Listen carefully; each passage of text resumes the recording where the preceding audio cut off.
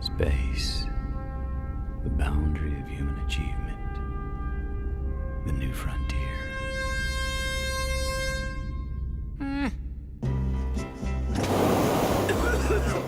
It's just a cough. Yeah, right.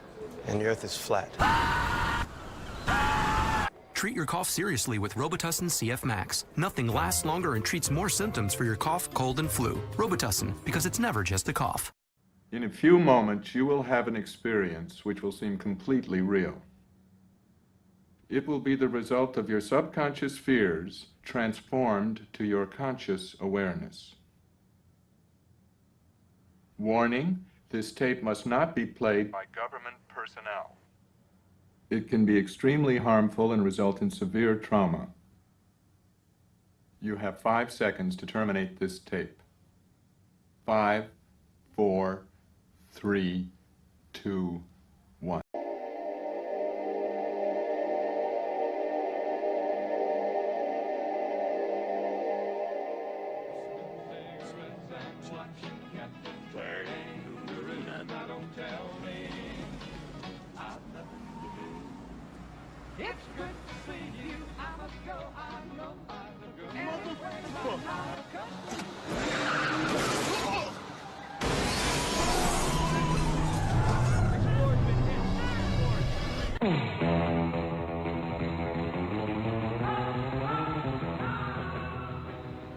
Hold him. Now you listen to me, you hillbilly punk who thinks the world's still round. I'm here to tell you it's not. It's flat.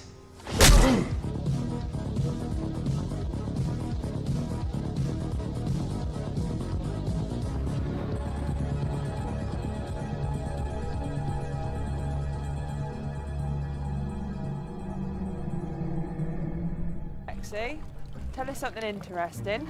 Okay, the Earth is flat, and a witch stole his pants. Flat Earth expert Mark Sargent thinks the moon landing was a hoax. Technically, the moon itself is a hoax. Right, but betting with Sportsbet's new iPhone app? I could do this standing on my head. Thanks, Gravity. Sportsbet's new iPhone app. It's foolproof. I know how we're different. Do you believe the Earth is flat? I know it's flat. I walk on it. Holy Do you think the Earth is flat, Snoop? What do you It's a flat world after all. Smoke weed every day.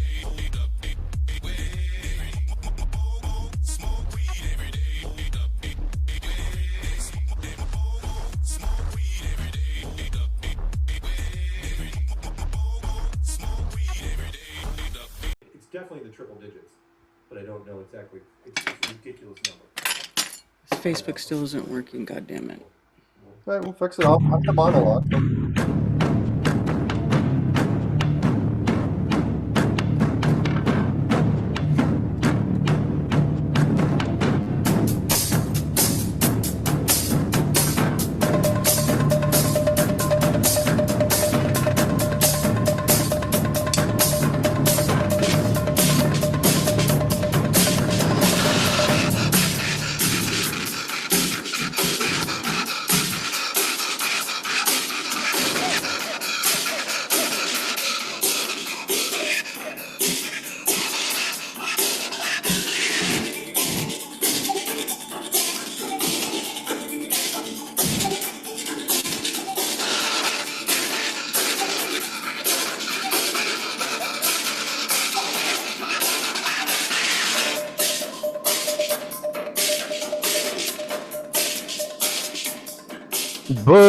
Broadcasting straight to you from a large spaceship, currently at war with mainstream science. Meanwhile, the peanut gallery has noticed 22 heads of state have died in aviation crashes since the creation of aviation.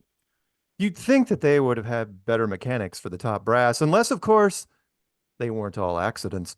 Welcome to Strange World, where the truth is often stranger than fiction. I'm your host, Mark Sargent, the creator of Flat Earth Clues, which propose that all of us are living inside a Truman Show enclosed structure thousands of miles wide. Just Google Flat Earth Mark. If you can't find it, well, you're just not very good at the internet. Currently, the show is on Tuesday nights at 7 Pacific, 10 Eastern. And yes, Caroline, if it is not May 21st, 2024, the year of the Wood Dragon, then you are listening to a rerun. Quote of the day goes exactly like this. The truth is often stranger than fiction, but most of the time, fiction will sell more tickets. Who said that? Me. Mark, I said that just now.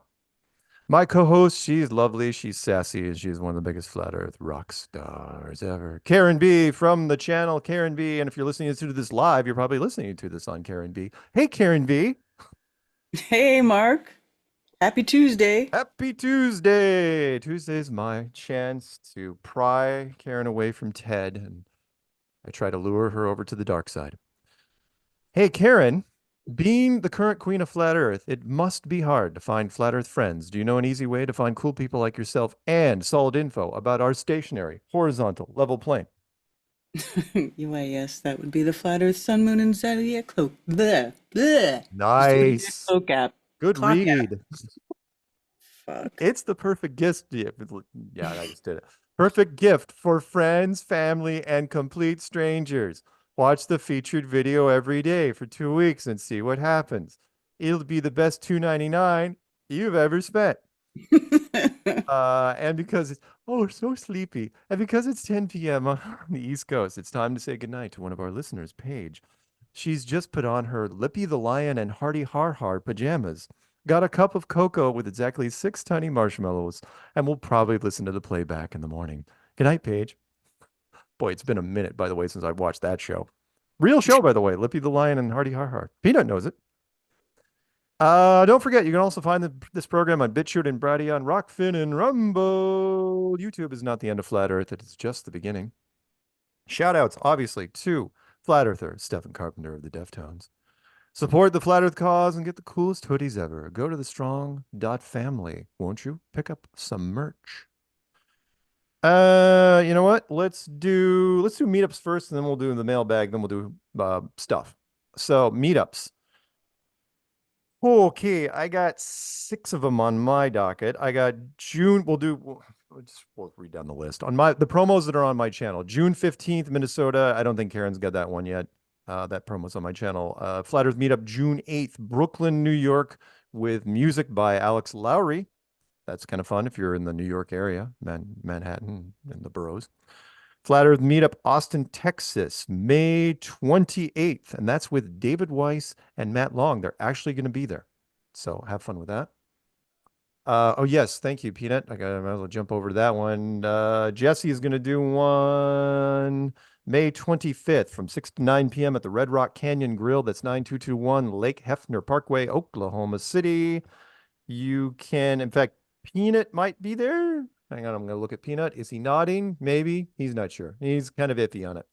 RSVP by calling Jesse at 781-857-9175 or email him at 300kmileprius@gmail.com. He will have a P1000 there if you're curious about that. Anyway, sorry, the Austin, Texas one, David Weiss and Matt Long will be there at that one. Flat Earth Meetup, Tennessee, May 27th. Flat Earth Meetup, West UK, May 28th with Dave Mantle. He'll be there in person. And Southern New York, Karen's dying over there. Southern New York, May 23rd. Wow. That's a lot. Did I miss any? You've got a Florida one, don't you? Yeah. You want to tell me about it? Florida. No, well, the one just happened. I don't have the details for the next one yet, so okay. No, not yet. Cool. All right. Mailbag. Oh, hey, I get letters. I get stuff. As you guys know, this one was sent to me a late birthday postcard right here.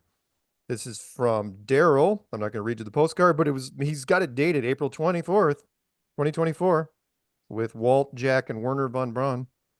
Walt Disney, Jack Parsons? Is that right? No. Who's the JPL? That's for, is Jack Parsons? Yeah. Yeah. I think so. Okay. Books. Let's see. We got Natural Home Remedies by Mark Bricklin. This one's pretty thick. It's only about 400 pages, right? Nice. That's nothing compared to this monstrosity. I'm a pretty strong guy, and I'm having a hard time holding this thing up. This is Alternative Medicine, the Definitive Guide. Do you know how many pages this is, Karen? No. A lot? 1,200. Jeez, that is a lot. That is huge. I've seen phone books, metropolitan phone books, smaller than this thing. Wow. You hear that? And last but not least, books. This is Night Watch, a practical guide to viewing the universe. I am going to be starting a bonfire with that one. Why? Well, because it's looking at lights at the sky. It's a practical guide to viewing the universe. So what's wrong with viewing the lights in the sky? That's what they're there for. Well, because I was looking into it. It describes in some detail, all the stuff that's out there. You know how many. Does it try to give you the bullshit about this is gas and that is that and okay. Yes. I thought it was more like you look in this part of the sky to see this. Well, I mean, there's that too. There's that. Okay. Okay. DVDs. Oh, let's go through these. And actually, you know what? From a DVD side of things, some pretty cool stuff. I mean, I got quite a few of these digitized already. Constantine with Keanu Reeves. I like that movie. That's a good movie, actually. That's one of his best movies. Yep, I enjoyed Constantine. Time Machine with Guy Pearce. Timeless classic. I actually enjoyed that one. Or with the Morlocks. Jeremy Irons, I think, was brilliant in this. A triple feature, All That Jazz, Hair, and West Side Story. I don't know if it's a bootleg, but whatever. That's kind of cool. And that's with Roy Scheider in All That Jazz. That's that version. 2010, the sequel, 2001: A Space Odyssey. Yeah, Peanuts nodding on that one.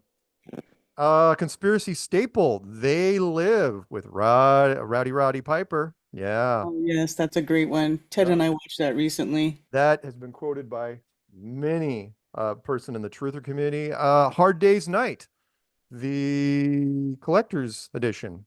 The Beatles, one of the Beatles movies. I was always a fan of Yellow Submarine, but that's a whole other thing. Bram Stoker's Dracula. I think Keanu Reeves is in this one. Yeah, directed by Francis Ford Coppola, and Gary Oldman is Dracula. Oh, Gary Oldman, he's a great Dracula. Yeah, he's great. I think he's one of my favorite. I really like Gary Oldman as an actor. He's pretty good. He is currently my favorite actor out there. He's done so much stuff. Yeah. Some of my favorite movies. There's nothing he really can't do. He played Sid Vicious, man. Yes, he did. Okay, and then these two, and I got to break out the collectors, and then we'll be done with those. Escape from New York, special edition. Yeah, with embossed everything. So that's the original, not Escape from L.A. None of that BS. No, Escape from New York. Yeah. And this one's for Peanut.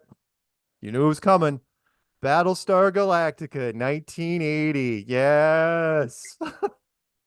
By the way, this has a little Mandela effect for me because I thought it was actually called Battlestar Galactica 1980, not Galactica 1980.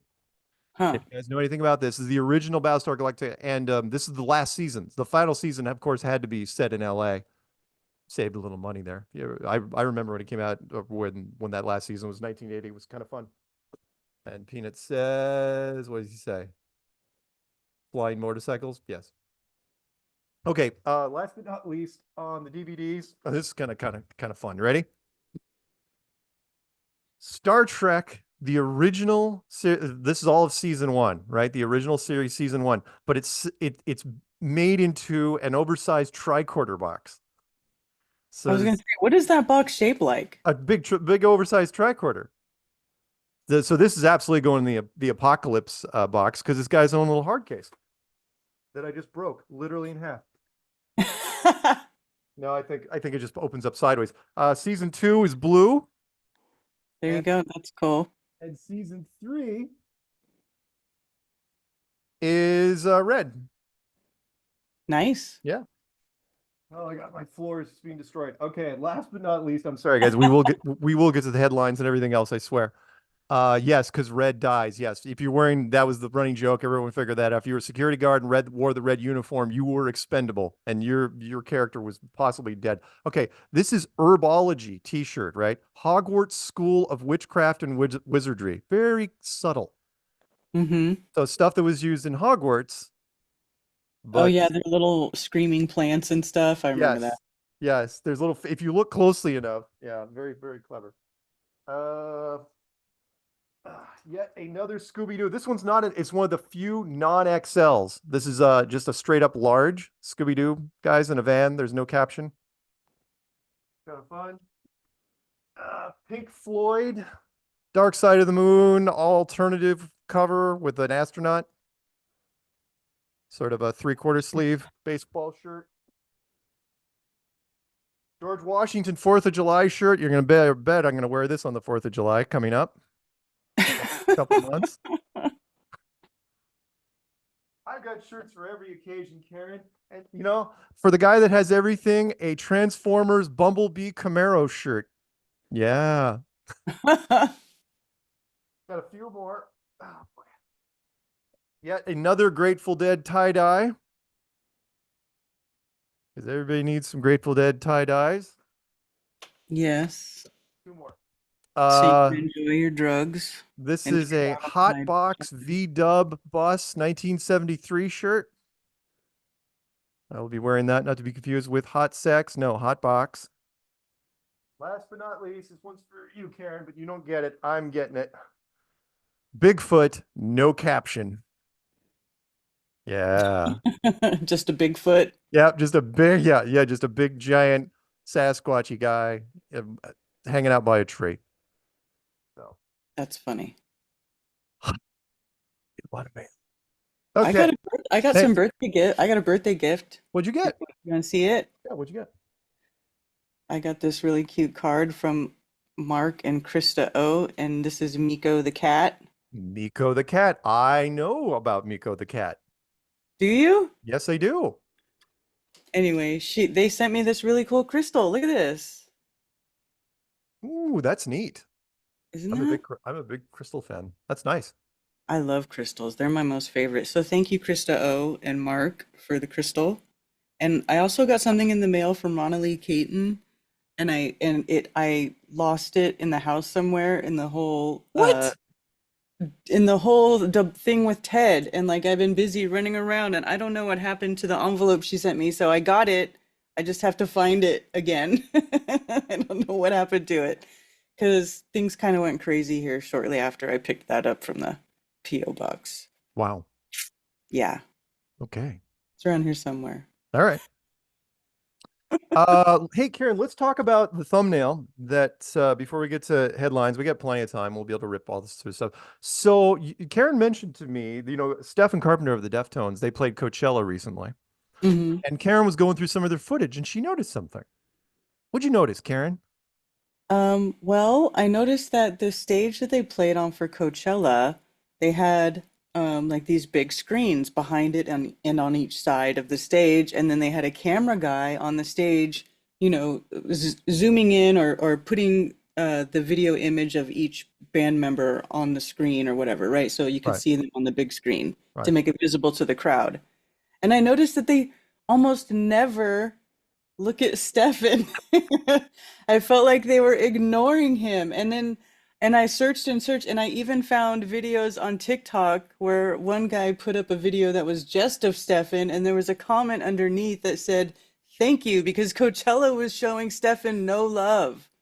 And if you watch any of the live performances, they hardly ever have Stefan on the video screen. They're always looking at the new guy. No offense to the new guy, but we forgot to put in the context here. What was what was Stefan wearing for a shirt for those dates?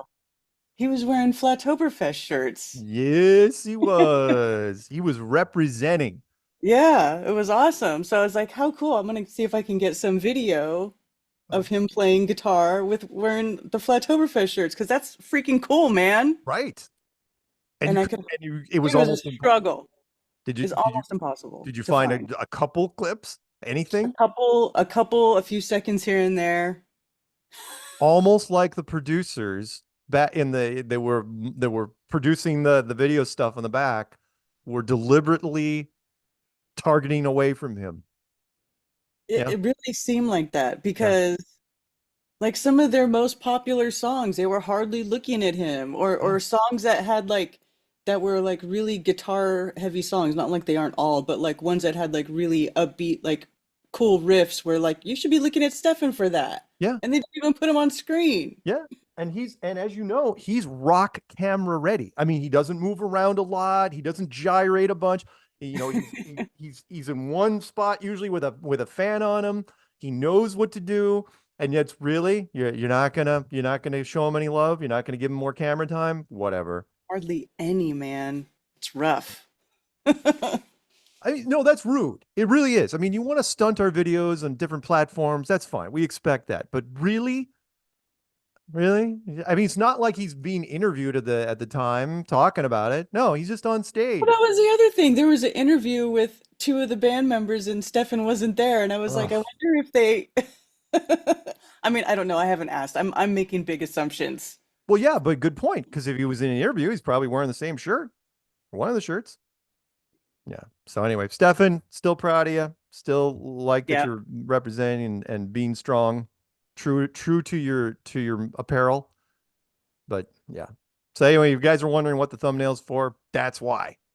And I actually thought you would Photoshop that thumbnail for a second there. It's like, oh, sneaky bastards. Yeah, they've got the camera on them, but they can't see anything. Yeah. Yeah. All right. Well, that's right. We still love him. He's still a friend of the show. Of course. Yeah.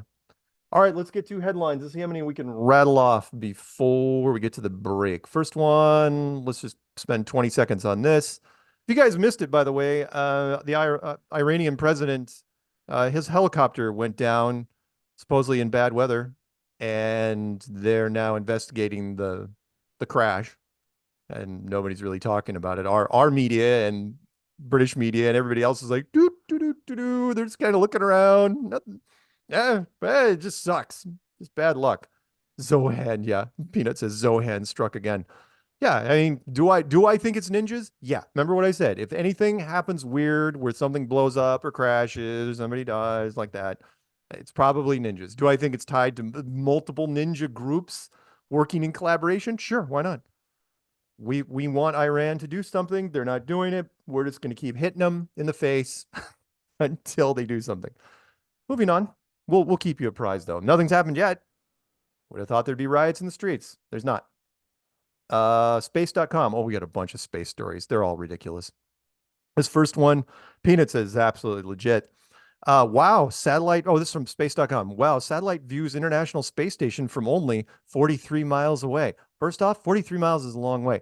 That is a grainy ass piece of crap shot right there from an HEO robotics satellite. What do you think, Karen? You buying that? No. No. First off, it's like you're shooting through a vacuum. What camera technology are you using there? That's you got a blurry black and white shot? Really? Some stars in the back? And with some, what is that behind it? Is that smoke or gas or what the hell? I don't know.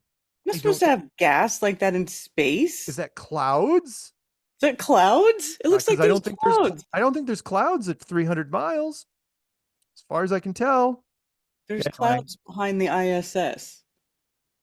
Or is that supposed to be like the Earth below it? I don't know. Well, no, because I see stars, right? Well, you're right. It does. It looks like well, what the hell is going on in this picture? It's a dumb angle. It's absolutely, it's ridiculous. And again, one shot, no video. Sure. Sounds legit to me. Moving on. Next one down from Mashable. Oh, yeah. Let's just continue with the wonderful photography. Here's NASA spacecraft spots dead robot on Mars surface. Oh. Do you see it, Karen? Is that black dot supposed to be it? That black blob? Exactly. It's got to be obvious, right? So that's the retired InSight lander taken by one of our reconnaissances, our orbiting satellites. No. Orbiter. No. Yeah. Again, crappy, awful photos. We're again, the future that we did get. Remember, we don't have robot servants. We don't have laser guns. We don't have flying cars. We have great cameras compared to even like 30 years ago. Amazing cameras. This is what you send us? No. Bunch of junk. Next one down. Space.com, if I'm not mistaken, means absolutely positively true. India's ambitious. Oh, really? Second Mars mission What was the first one? This one's going to include a rover, helicopter, sky crane, and a supersonic parachute. And they're going to do it all for about $900, as far as I can tell. No. And they think they're going to launch this thing as soon as this year. Anyone? No. Nope. Yeah, it's just so dumb. So dumb. And again, there's a little diagram of it. Yeah, and a Slurpee machine. They can, yeah, exactly. Yeah, you can take, yeah, by the way, good point by Peanut. So our surveillance, quote unquote, surveillance satellites, we can take a picture of a license plate from an amazing distance. You know, we can track your car license plate from nowhere. We've been able to do that forever. And yet everything that we send into space can't take any decent shots. Next one down. Space.com. We're going to stay on space.com. NASA's pre-fire mission is ready to unlock. You ready? The mysteries of Earth's poles. Yeah. Heat emissions from Earth poles are something we know surprisingly little about. Really? You don't know much about the poles, you say? That's odd, because we've been talking about that for some years now, that you don't know anything about the poles, and you're keeping people from knowing anything about the poles.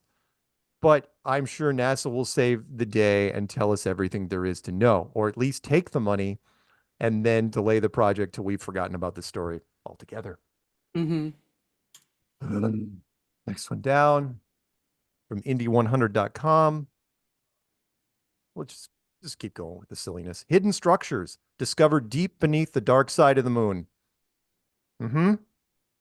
Scientists have just uncovered billions of years, billions, really, worth of secrets buried beneath the surface of the moon. And it wasn't even us. It was China. China's space program. The Chang 4 lander of the Chinese National Space Administration. First spacecraft ever to land on the far side of the moon. Mm-hmm. Yeah. Right. Yeah. Another space reinforcement piece of crap. Yeah, exactly. Peanut's point. How did they transmit from the dark side of the moon? That's a good one, Peanut, because as you know, when you get to a certain point around a spherical object, we lose transmission. That's what NASA's been telling us forever. Go to the dark side of the moon. Well, every movie is like, oh, we won't be able to communicate for at least 8 minutes. Right. So let's send our equipment to the side that we can't communicate to. And then communicate. Yeah. People will believe anything. Next one down, futurism.com. Blue Origin astronauts trapped by foliage after capsule touchdown. And by foliage, we don't mean tall trees. We mean shrubbery. So they landed in some shrubbery. They couldn't get out right away. Okay. Sure. But you know what? Stay on that. We'll do one more before the break at least. Go to CNN.com. Why was this notable? Well, Blue Origin launches 6 tourists to the edge of space after nearly 2-year hiatus. First off, I didn't even know they hadn't done anything for 2 years.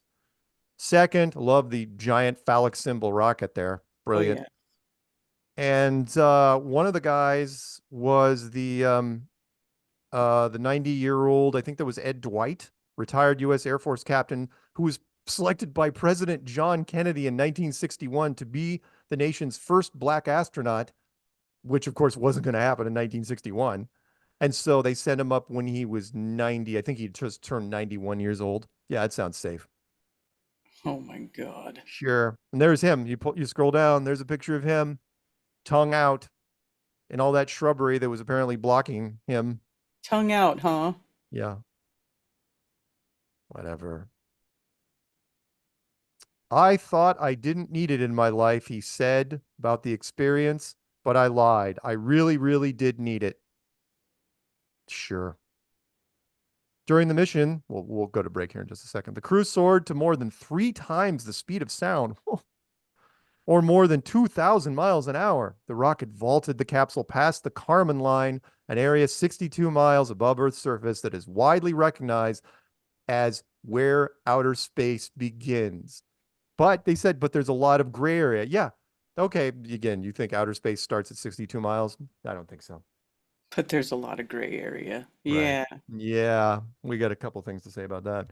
All right, that's we're gonna get a break, and then when we come back, we got a few more space stories, and then we've got Lucky Unlucky, and we've got 4 clown worlds, which I hope you enjoy. So, Karen, let's do that musical breaky thing that we do. All right.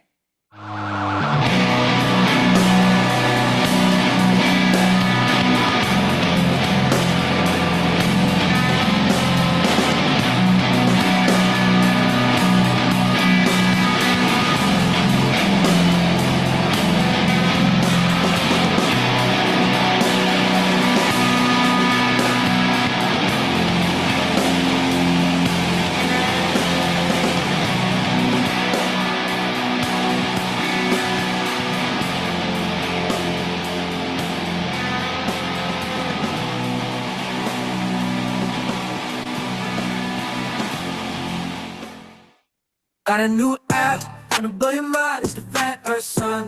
On the zodiac clock, you'll find no more censorship, no more Google control. Cover the truth, throw the rock and roll. Sun and moon dance across the sky. Zodiac signs, we gotta decipher why. No more hiding, no more lies to deceive us. Open up your eyes, it's time to believe us. Flat Earth revolution. It's time to wake up with the app that's gonna fill your cup. No more censorship, no more lies. It's time to see the truth. We're all eyes.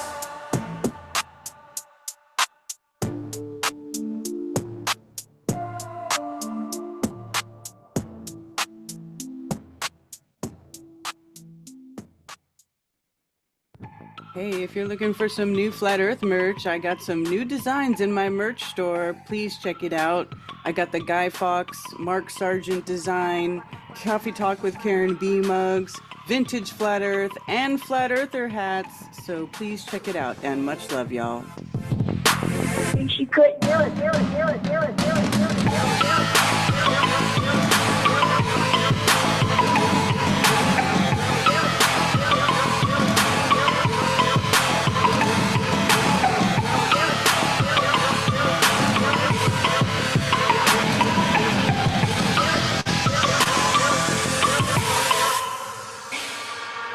I'm a flat earther, flat earther, flat earther, flat earther, flat earther, flat earther. I'm a flat earther, flat earther, flat earther, flat earther, flat earther, flat earther. I'm a flat earther, flat earther, flat earther, flat earther, flat earther, flat earther. I'm a flat earther, flat earther, flat earther, flat earther, flat earther.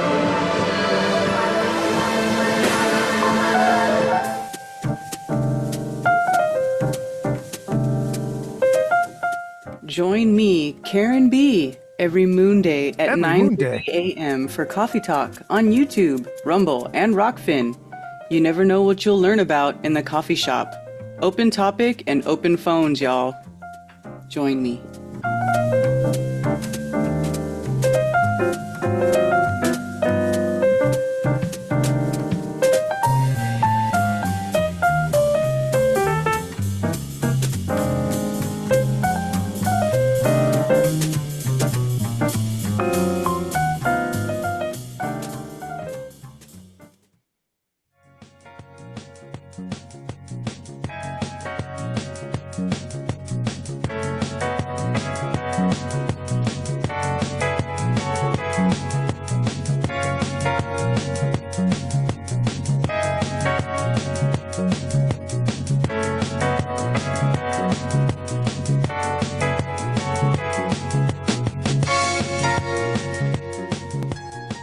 Welcome back to Strange World, part 2 of 4. It's you and me, the always wonderful Karen B. Sometimes Peanut.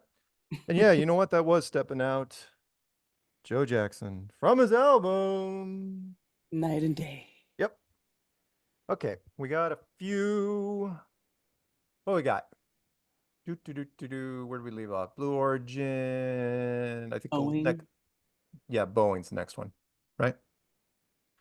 So, Boeing delays Starliner's first crewed flight due to helium leak. Weird. Why would it be a liquid helium problem? I don't know. Either way, Boeing's trying to get back in good graces with the general public because, as you know, they've been having some plane issues. I don't know if it's a quality control thing. I don't know if it's industrial espionage. I don't know if it's international espionage. Whatever it is, Boeing's delayed it because, hey, they've got to follow suit with everybody else. You can't have a space program unless you throw out a whole bunch of delays and just keep kicking that can down the road. So Starliner ain't going nowhere. So thanks, Boeing. Hard. Huh? Space is hard. Space is hard. Yes, absolutely. We'll get two more, and then thank you, Zulu, for sending me a last minute. Oh yeah, we'll throw them in on this one. Sure, why not? Let's see. So we get two more. Daily Star.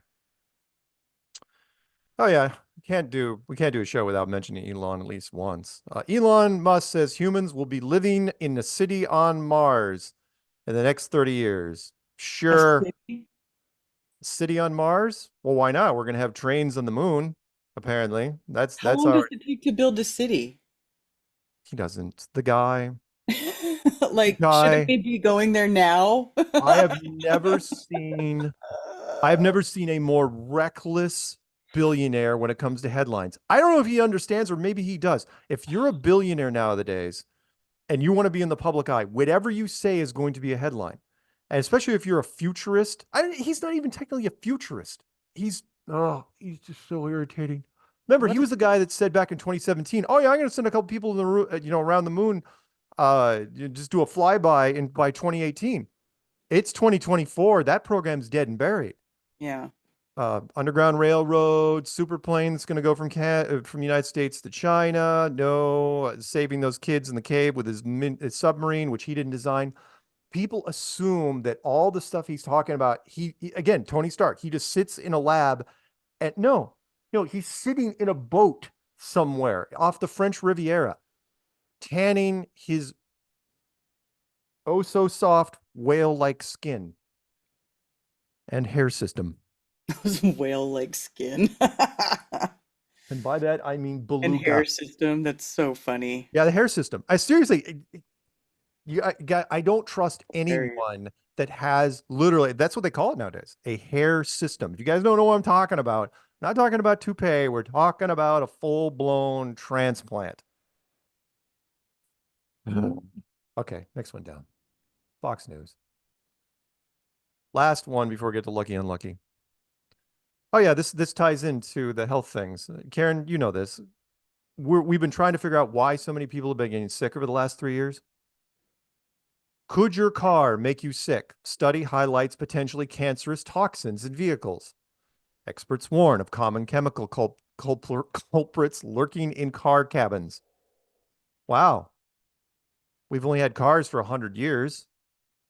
What could it be? That's amazing. So nowadays, it's nothing else. It's got to be, eating anything, dirt, air, what's in your car. The air is lava. I'm never going to wear that shirt. I'm saving that one forever. Karen came up with it's true. The air is lava. They've convinced everybody. All you have to do now every week or every couple weeks is release a story. It's like, oh, hey, this new thing could kill you. And so when somebody all of a sudden comes up with this mystery illness that won't go away, it must be my car. You know what I bet? I bet it's gas-powered cars.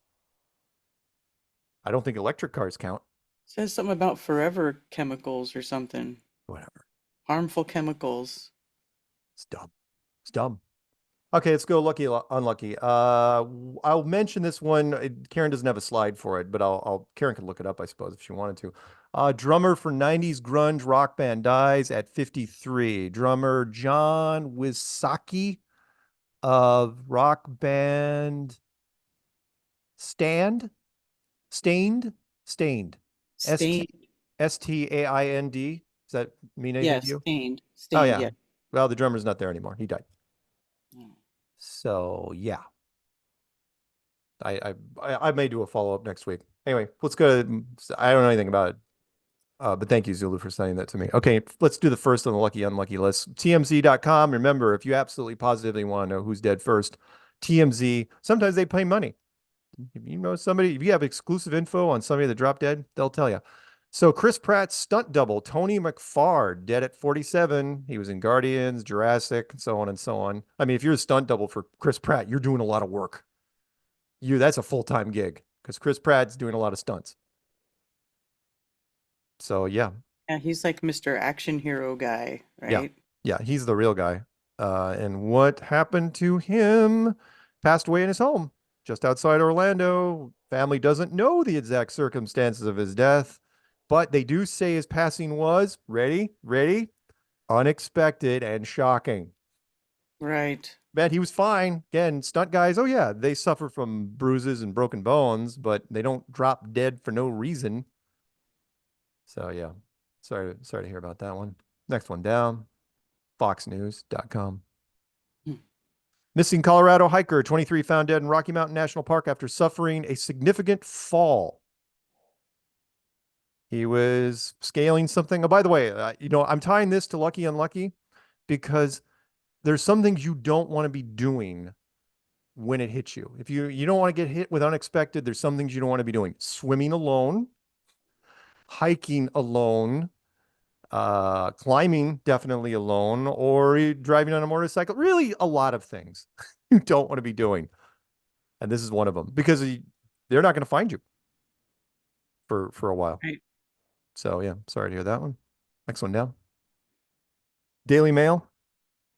Bank of America, this one's kind of an odd one. Bank of America trader, 25 years old, dies suddenly of a cardiac arrest during work event 2 weeks later after his ex-Green Beret friend turned investment banker died, age 35.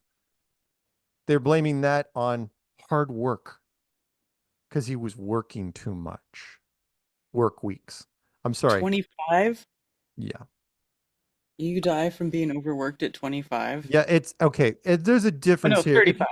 If you're, or either 25 or 35, if you're working 100-hour work weeks as loading lumber in a Home Depot, that's one thing.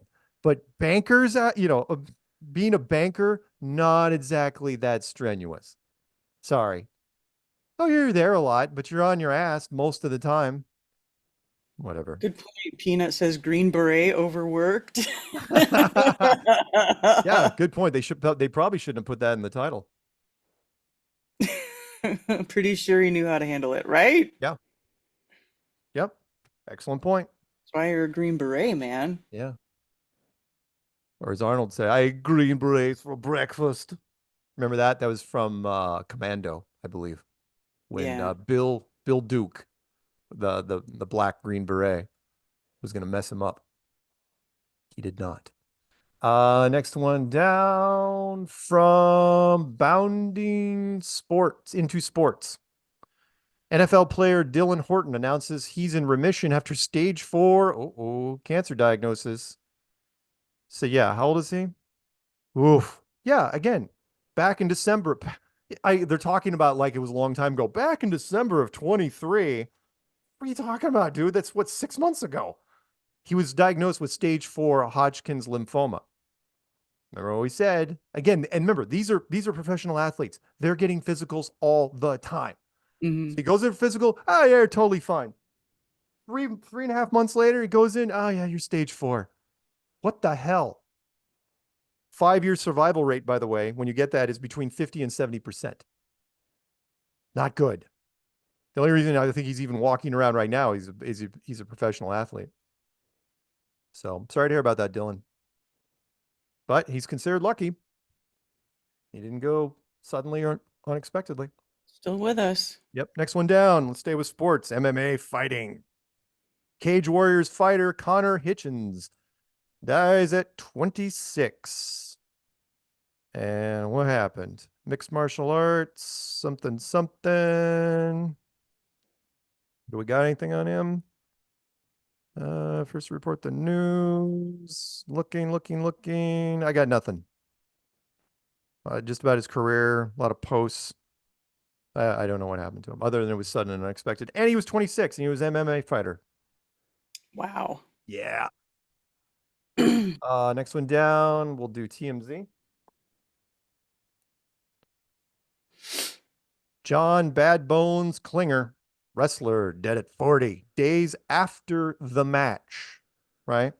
And if you scroll down, yeah, he's all sorts of beefcake and tattoos, right? Competed in West Side Extreme Wrestling and TNA among other things. Basically, fake stuff. Cause of death hasn't been disclosed. That's weird. Yeah, there's him in the ring fighting generic McPlane rap guy. That guy behind him is like, wait, you just picked a guy out of the stands to go into the ring? Look at the guy behind him. Right? Like, good Lord.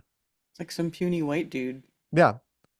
And one of the guys that wrestled him, he's like, I only wrestled him 9 days ago. Seemed fine. Happy. What he'd achieved. Yeah. Yeah, that's what happens. Especially if you're doing international, because if you were doing international wrestling of that type, you got the shots just to cross into those countries' borders. And you're thinking, what could go wrong? All right, last one before Clown World. Is E-Online. Oh, right. Authorities hint at CNN commentator Alice Stewart's cause of death. So she was 58 years old, and they've been wondering, hey, what happened? Skinny, Ron Burgundy type person. Seriously, what might have led to her sudden? They're going to speculate now on her sudden death. Well, I'll tell you, because you mentioned sudden. I'll tell you exactly what it was, but you're going to say, oh, we don't know. We're baffled, right? Again, they're using all the right words. Her body was found outdoors in a neighborhood of Northern Virginia. No foul play suspected, with officers believing a medical emergency occurred.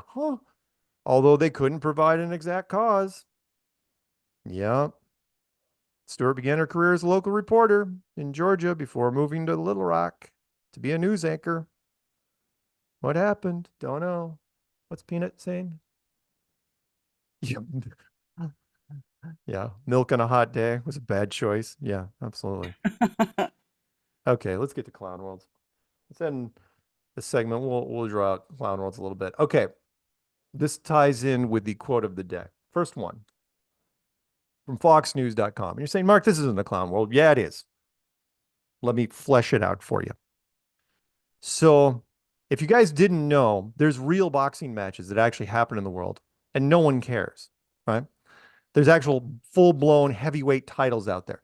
So once the heavyweight champions of the world left the media of the American circus that we created, back in the days when there was Muhammad Ali and George Foreman and Mike Tyson. Yeah, he was really the last of the great American guys. And it was always American on American.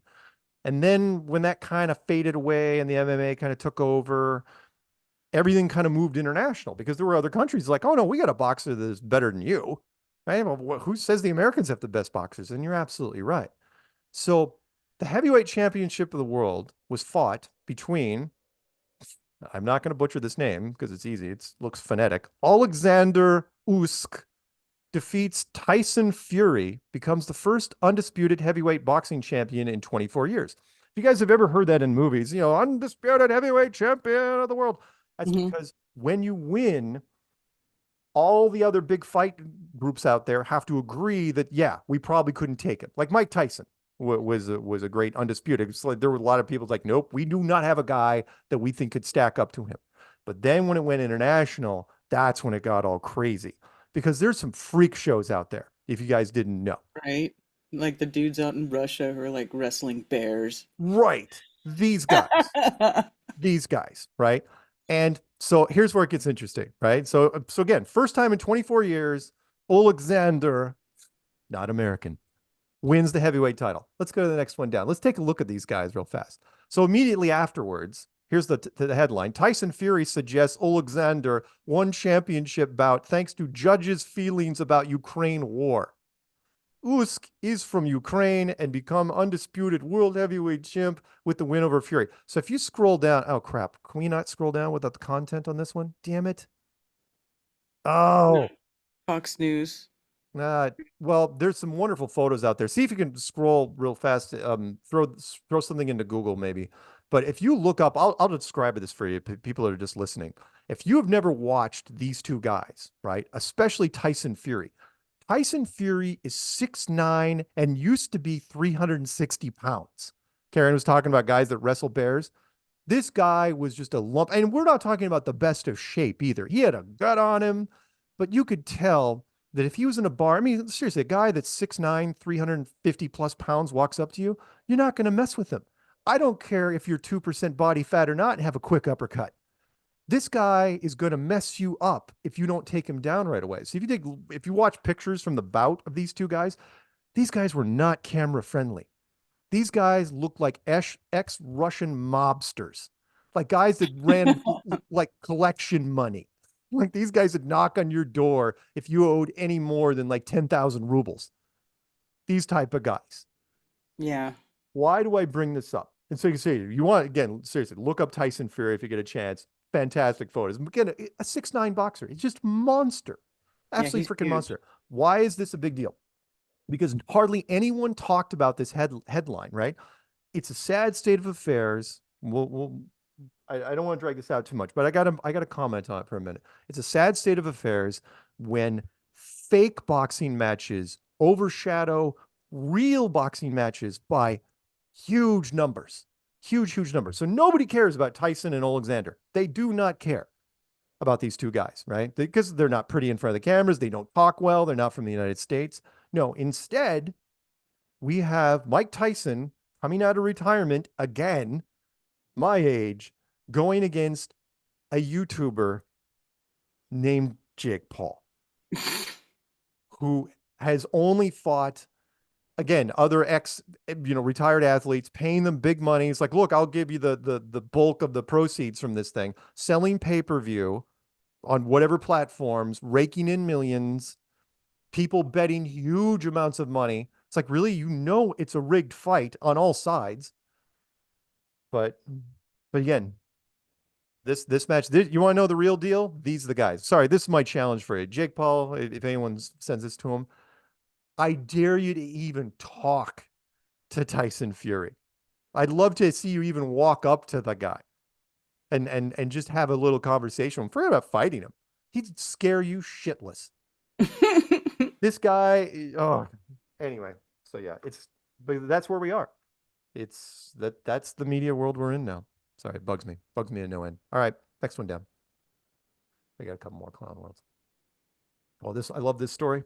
TMZ.com. If you guys didn't know, Graceland, Elvis's home in foreclosure, Riley Keough. Is that how you pronounce it? Keough? Yeah, sounds about right. Riley Keough. Cries fraud, fight sale. Well, you can only fight it for so long. Okay, you're wondering, who's that? Well, that's Elvis's granddaughter. Yeah, that's one of Lisa Marie's children. Yes, Lisa Marie Presley, who died recently. She apparently, they didn't talk about this for a while, had taken out, apparently she had money problems, took out a $4 million loan using the house as collateral. Then she died. Well, someone's got to pay that back. And so they're like, sorry, she defaulted on loan. Doesn't matter if she's dead or not. You're not off the hook just because you're dead. So we're going after the estate, and somebody owes. And the granddaughter's hiring lawyers and trying to do it, but she's only delaying the inevitable. So everyone's like, it's outrageous that somebody outside the family might end up buying Graceland. It could happen. Is Priscilla not in charge of Graceland? No. Lisa Marie was in charge of it. And I know, but Priscilla was in charge of it for a long time. And then I know there was a thing where Lisa Marie tried to write her mom out of the estate or something like that. There was a big argument. Do you remember? Yes, I do. And I think she got her out. And before Priscilla could successfully contest it, Lisa dies, which delayed everything. And you know how long legal processes last. And so what I think's happening is, I think Priscilla is trying to let's take a look real fast here. So anyway, she borrowed $3.8 million from Nasani Investments and Private Lending, used Graceland as collateral. Then she died last year. Then Riley is going after, filed a thing in court saying her mom never borrowed any money from them. That's not true. I mean, they're going to make up $3.8 million out of nowhere? Of course she did. And of course she used Graceland as collateral. And And of course, Riley's saying that all everything's forged. Sure. Oh, yeah. I'm sure it's not real at all, even though it's notarized. But no, I don't see Priscilla anywhere in here. Oh, there it is. Even Priscilla chimed in, say it's a scam. Yeah, you keep singing that narrative, honey. It's not going to work. Elvis, by the way, died in 1977, if you're old enough to remember. Karen's not, but Peanut is. That was a big deal back in 1977. Mm-hmm. Yep. So yeah, and after some back and forth with Priscilla, Riley was put in charge of the estate following Lisa Marie's death in 23. Priscilla, yeah, you're right. Priscilla was written out at some point, and she couldn't fight it back in time. She couldn't get it back in time. Yeah. Oh yeah, no, my mom, yeah, Peanut says my mom cried. Yeah, my mom was she like wore out Elvis records back in the day. Okay, next one down. We got 2 more. This one's infuriating, but hey, we've been talking about it for a while because again, to quote Jaron, I use this quote quite often now. You want to know how to make money? Figure out a way to make people lazier. And Ozempic, because the side effects are not well known, is being grabbed up by everybody. Ozempic is being, and the FDA hasn't come down on it yet. The pharmaceutical companies are throwing tons of money to slow down the process there. And as you know, Weight Watchers has committed to Ozempic. Who's the other person? Oh, who's the vitamin company? GNC. GNC jumped on board. Well, it's not over. Nestle launches food line targeting Ozempic and other weight loss drug users. Products they're gonna design a whole food line to be sold for less than $5. Wow, they're gonna do it this year. I'm sure they're scrambling for it. Line of food products tailored to people using weight loss medication in an effort to capitalize on a market expected to reach $30 billion in the next 6 years. Even I think that's even low. That'd probably be higher than that. Under its new Vital Pursuit brand. So if you see a brand called Vital Pursuit, you know what it's for. The global food giant plans to launch 12 products ranging from frozen pasta, sandwich melts, and pizzas, all of which are made with a higher amount of protein and essential nutrients like iron, vitamin A, and potassium. Yep. Yuck. Yeah. The same people that made Nestle Quick. Go figure. That was my childhood. Okay, last one before we go to break, and then we'll take your phone calls afterwards. This one, again, being a techie, I appreciated this one. The internet is disappearing. Study says almost 40% of web pages from 2013 no longer exist. A decade later, research finds, yeah. But that goes along with everything. Media has now, and it's not just they've been disappearing. Media and everything about it has been contracting. And by that, look at everything from television shows to movies to, again, how many notable music tours were there in the last year? I only know one. Taylor Swift. That's all anyone talked about. Well, there's other people touring, but that was the high profile one though, right? And movies, very few movies now, to where now the Academy Awards are just a joke. It's like, okay, did the movie make over 300 million? Okay, there's got to be somebody in it that we can nominate for an award. And the internet, same sort of thing. The internet of even 10 years ago is not the same internet now. Everything is much, much, much compressed and smaller. Fewer choices. Well, people don't make their own websites anymore. They make a Facebook page or a YouTube channel. Yep. You know, like businesses will use those things rather than invest and maintain their own website. Yep. Very true. So it's a sad, sad state of affairs. And I'm nostalgic, but that's just me. Okay. Well, that's it. That's all we have. So when we come back from the break, we are going to, no, I'm not going to read that one. No, I'm not going to read that story. We'll save it for next week. We will take your phone calls. So Karen, the second break music choice, please. All right.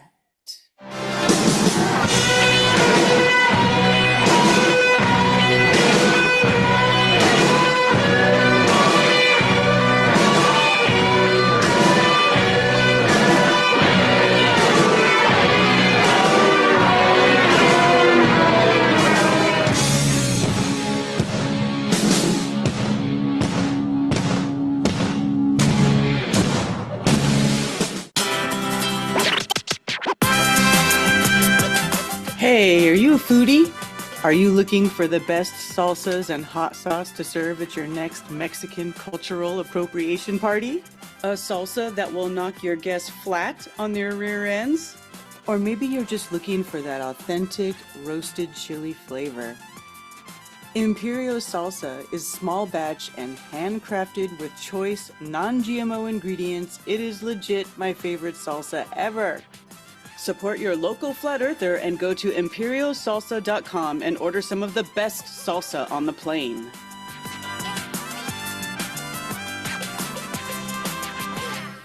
Shipping is included on all USA orders, and oh, look at this. The more you order, the more you save. They have some of the best seasonings that go great on your homemade guacamoles and quesadillas, or whatever you like. They are the bomb. Season your meat with it. Season everything with it. Go get it. Keep it flat.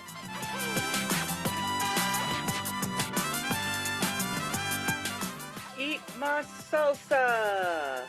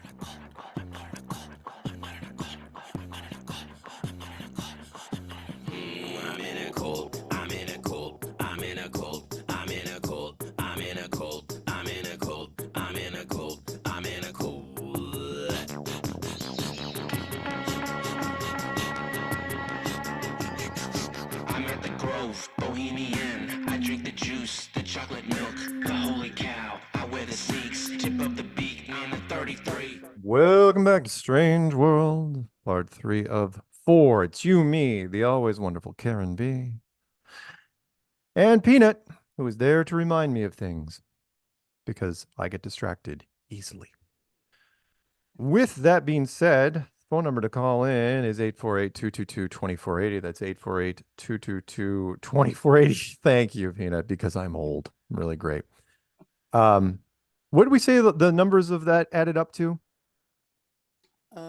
I forget. Peanut, add those up for me. There was something. Oh, Was it 2020? 2020? I can't remember. Was that what it was?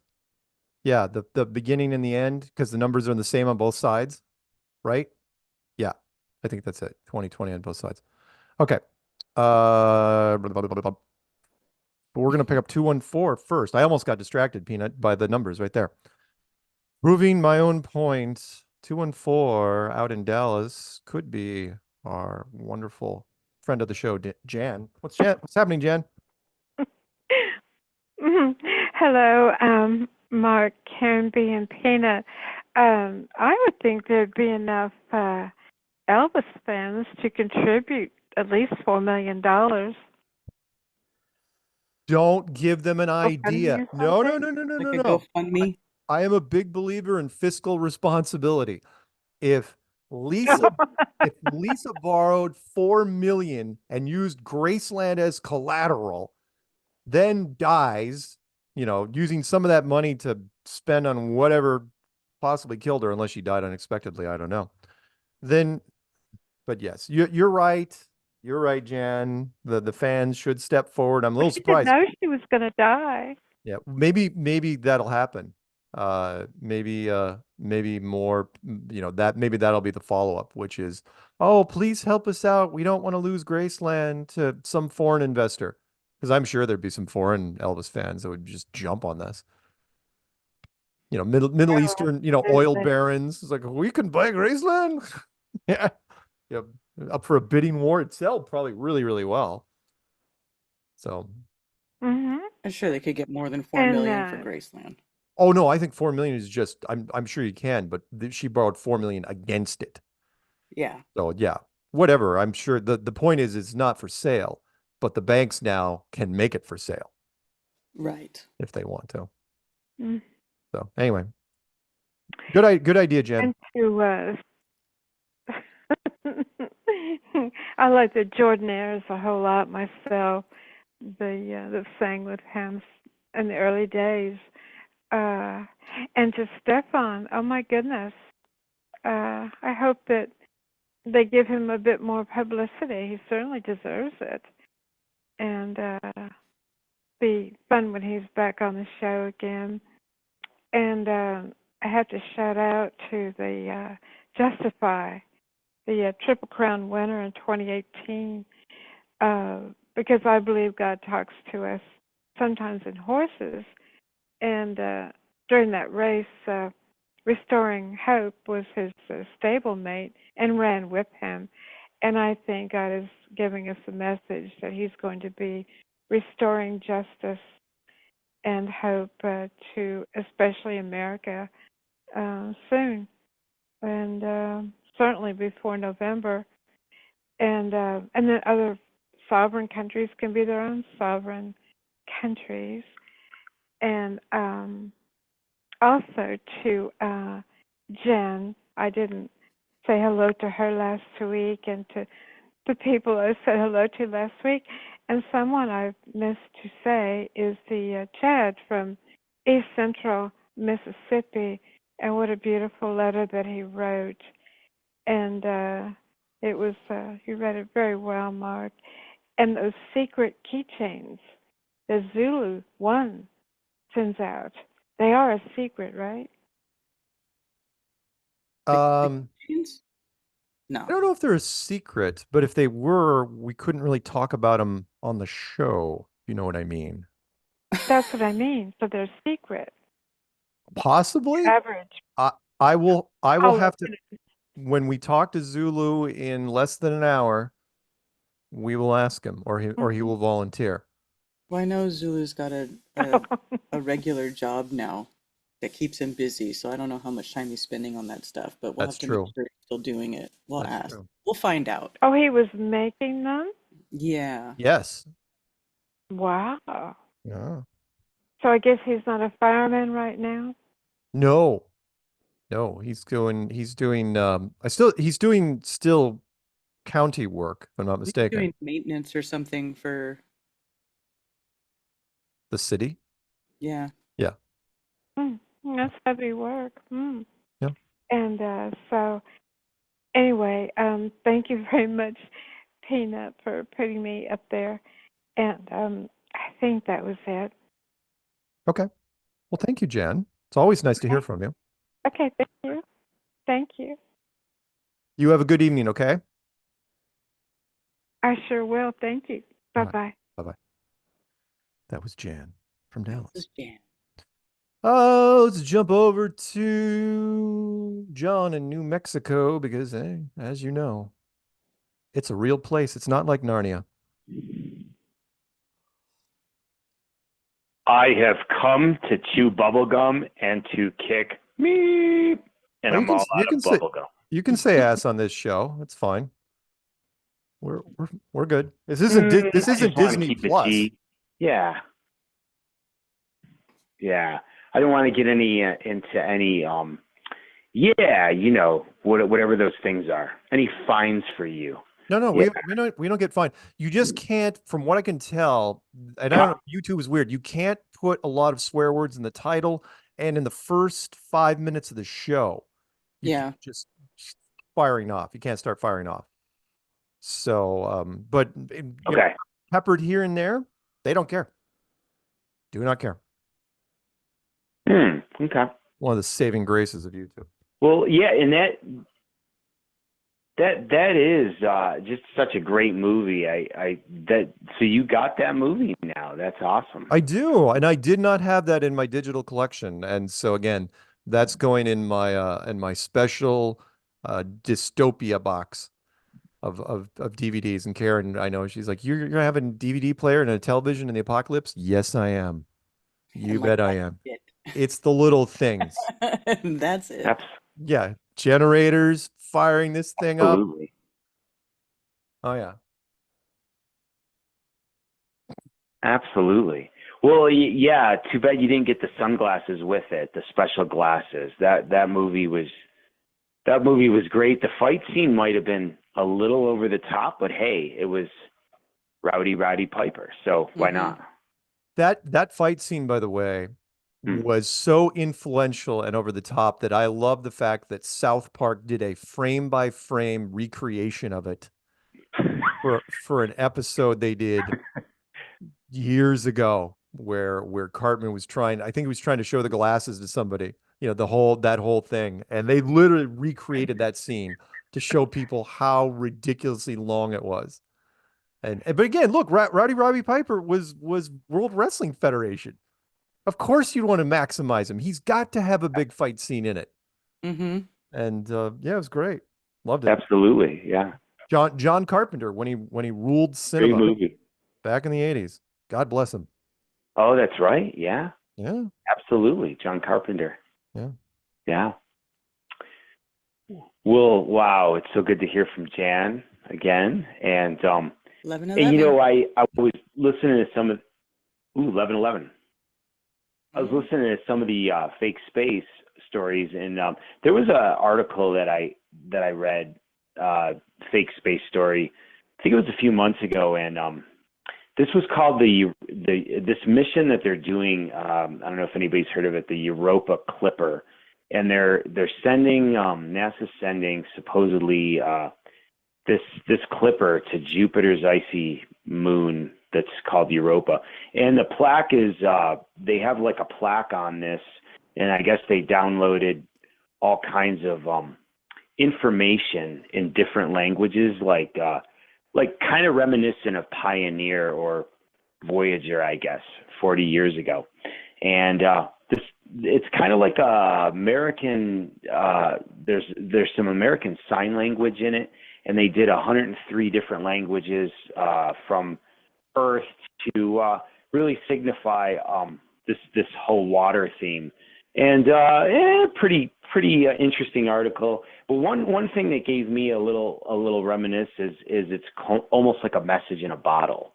And I've always liked message in bottle stories, and so I started looking into some of the message in the bottle stories, and I'm just going to share a brief one with you. There's in 1914, this British Navy, or this British World War I soldier, I think he was a private in England, Thomas Hughes, and he wrote a letter to his wife, sealed it in a ginger ale bottle, and tossed it into the English Channel. He died too late, 2 days later, unfortunately, in France. And in 1999, a fisherman found it in the Thames River. And his wife was already dead, but it was delivered to their 86-year-old daughter in New Zealand. She was one when her father died. So I just thought that was neat. And it's always, reminded me of little time capsule, and these stories are kind of fun, message in a bottle. And I always remember the police video too, that was a great video on MTV, the message in a bottle video. It's a good song. Yeah. Good song. Yeah, it is. I always liked that when they came out and saw in the video all the bottles. But I always wanted to find one of those. They're floating around, and you don't know how long they've been out there. It's kind of fun. Yeah, but I agree. Yeah, so there was an encouraging NASA story, even though it was fake. But yeah, and I don't even know if they launched that thing yet or not. But it did remind me of Voyager, going back to the original Star Trek too, as well. Yeah. Yeah, enjoying it. And you got some great Star Trek memorabilia. It sounds like. I did. I did not expect that. In fact, it was weird because I didn't get any Star Trek T-shirts out of the 100+ T-shirts that I've gotten. I've gotten it, but I got all 3 seasons of the original series. So cool, groovy. Now, if you were going to have a shirt, Mark, it probably wouldn't be the red shirt. Would you want the gold shirt? And what about you, Karen? What color shirt would you want from the original series? I like the gold shirts. I'd What go- colors were there? There's gold, blue, red, some white, depending on what.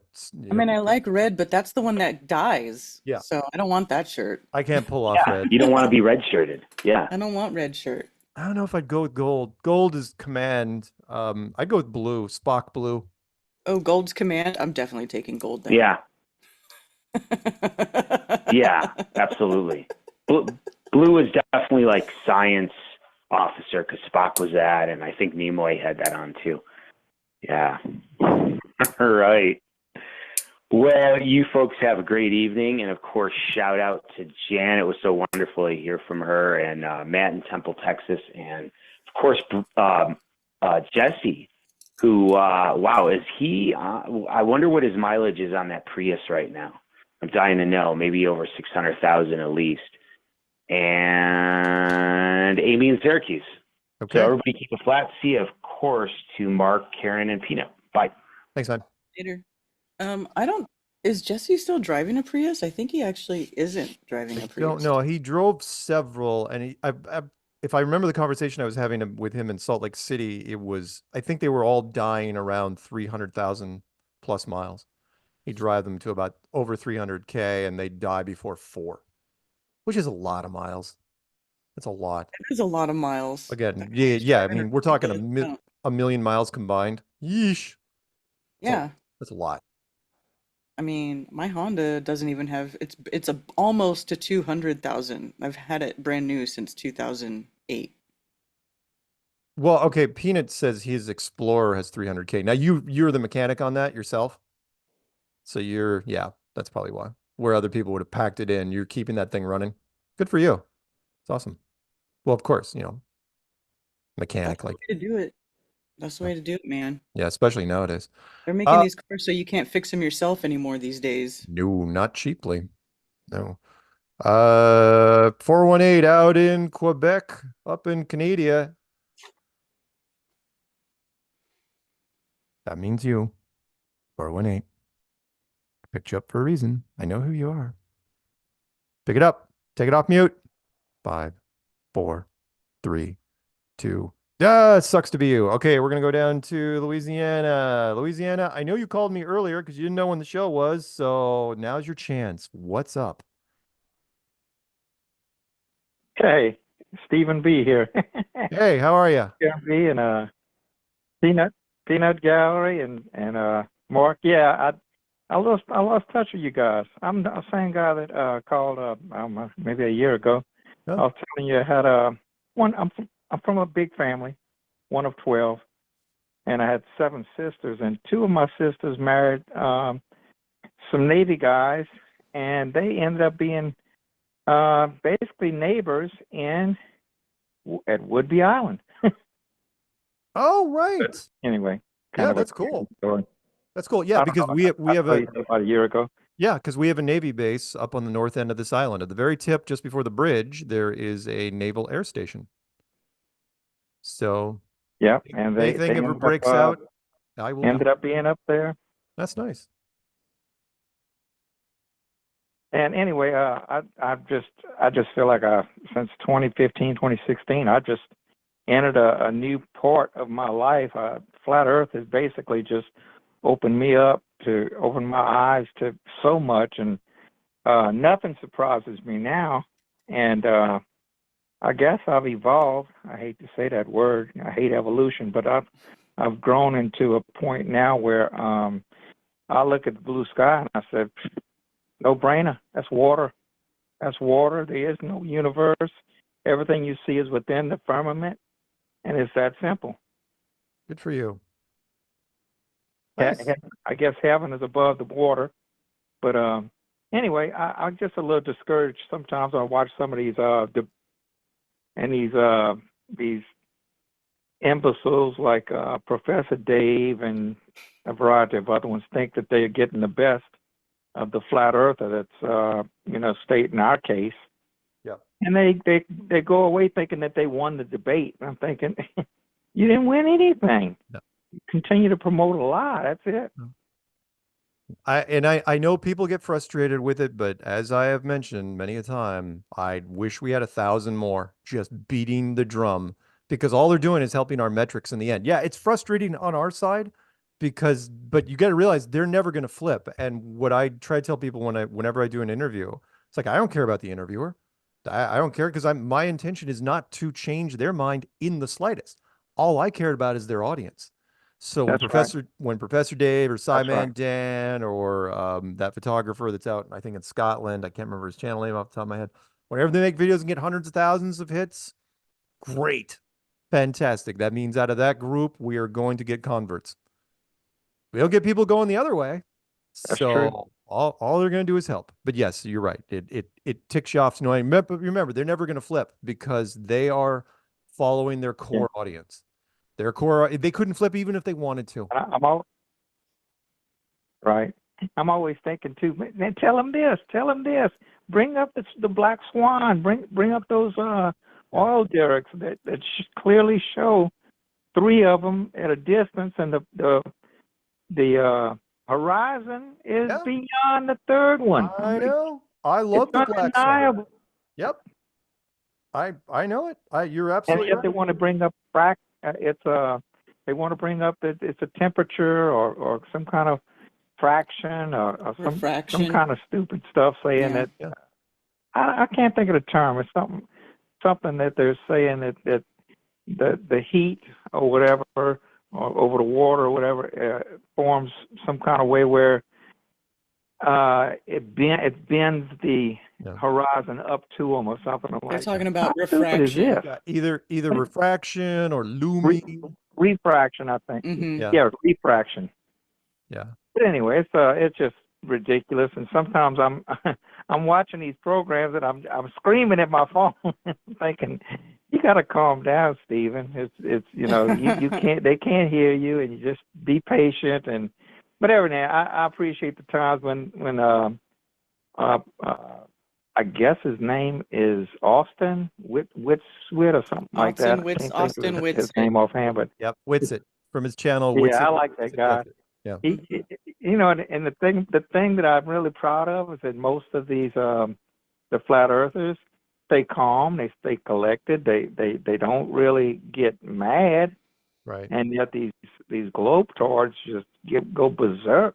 They just start screaming and hollering and hurling insults and stuff. And I don't know. I think it's important that we need to maintain our dignity and not go down to their level, because the truth is on our side. Yep. Why should we get upset? That's true. As you But know, anyway, I appreciate you guys. It's been like about a year since I called in, and I just want to let you know how much I appreciate y'all. And I forgot how much I really loved all your different segments in the program. oh, good. I'm glad, and thank you for continuing to listen. Appreciate it. Mm-hmm. Yep. Yes, sir. Y'all All have a right. good evening. You too. Bye-bye. On that note, I should mention this really fast. I forgot to do a quick shout out, and that was, I finally got the chance to watch the Austin Whitsitt versus that pastor with Owen Benjamin as the moderator. So weird, because you could I tell haven't that watched that one yet. Oh, you haven't watched? Oh my God! No, I didn't watch that one yet. Just watch the sped up review on Austin's channel. I mean, I hate to say this. No, don't get me wrong. I love what Austin did, but it was Owen that was, you could tell he wanted to debate. He was a terrible moderator, in terms of, he was absolute, meaning He loves to argue. Yeah, he loved being on our side. He loves Austin, and it was a 2-on-1. No question. And he tried to play it fair, and he tried to pull himself. You could tell he was just restraining himself constantly. But Owen Benjamin as a moderator is one of the strangest things I've ever seen. Huh.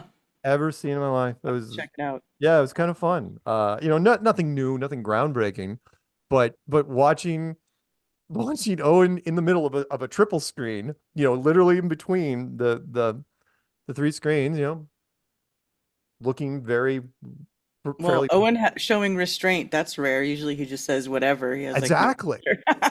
Yeah, absolutely. And Austin less restraint this time around, but yeah, he did great. So good for him. And we'll see about the other stuff. Where was I going with this?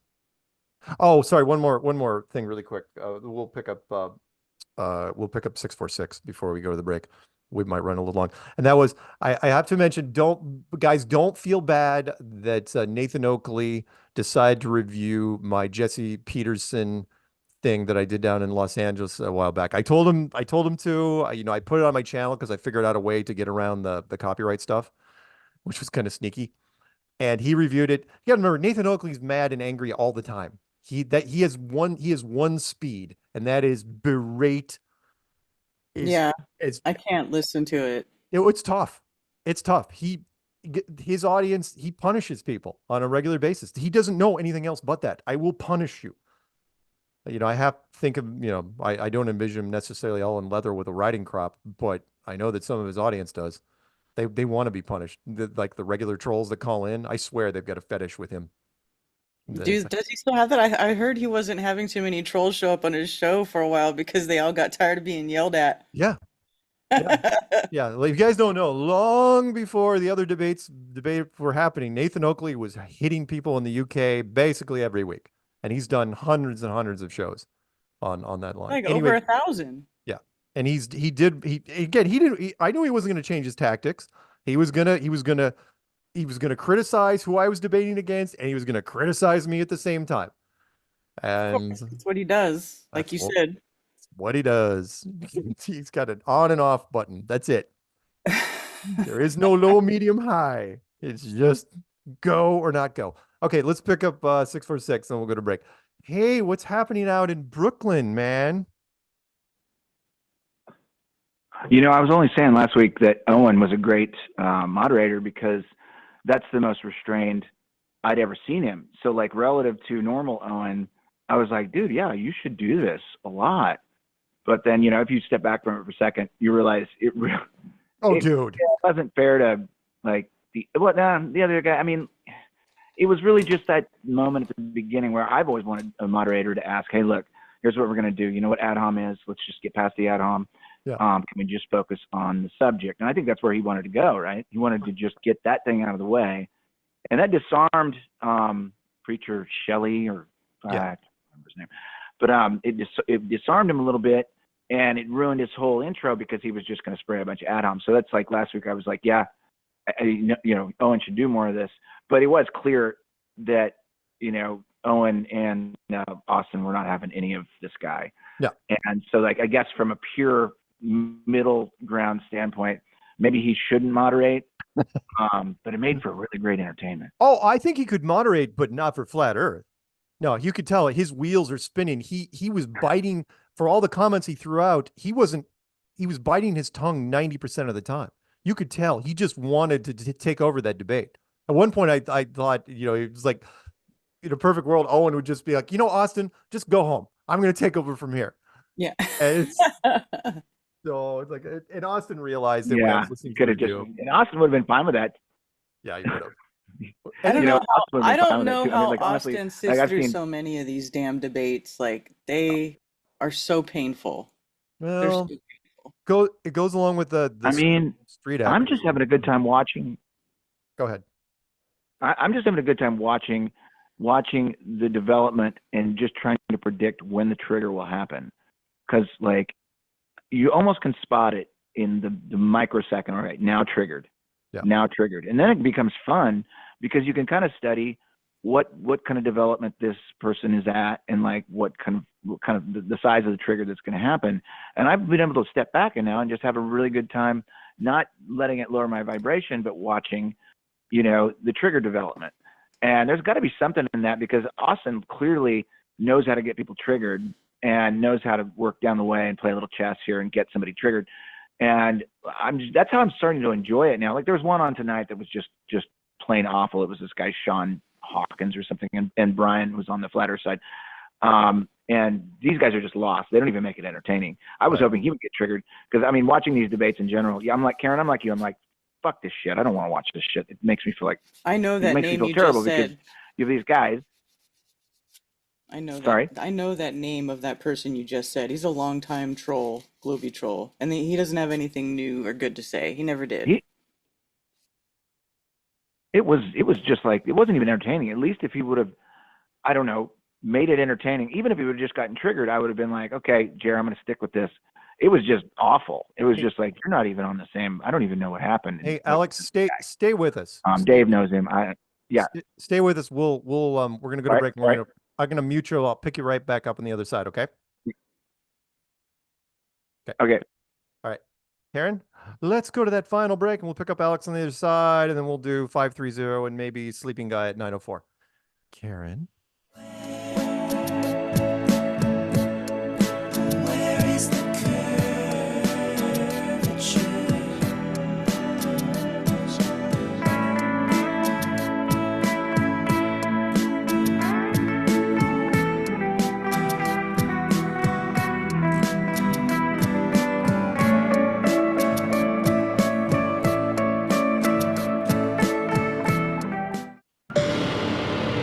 Alpha 33, target is on property, approaching food trailer. Engage Delta 9. Roger. Alpha 33 descending.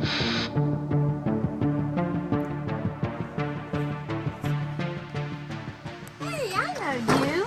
They might be listening. CIA? Maybe. Aliens? Probably. Globalists? Definitely. I may have already said too much. We have what you need. Really? It's flat I'm listening. and round Go on. and delicious. Tell me the secret.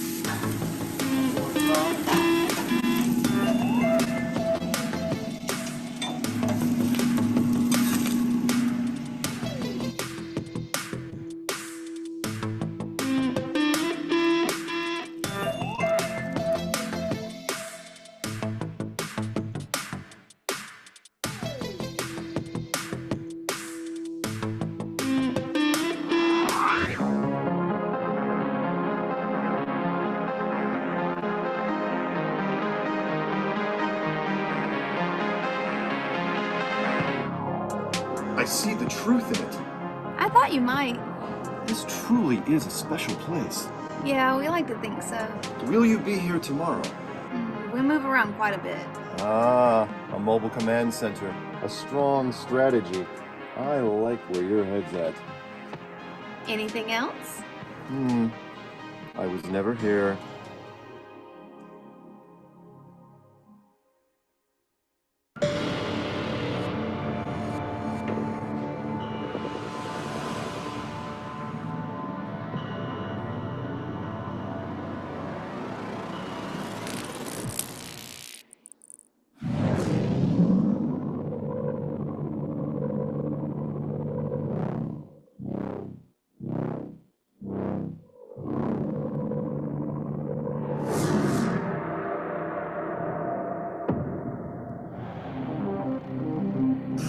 package intercept.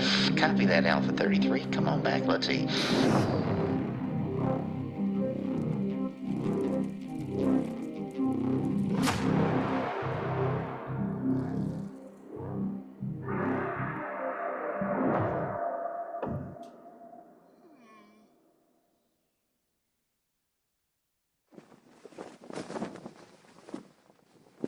Long live Flat Earth. Long live Flat Earth!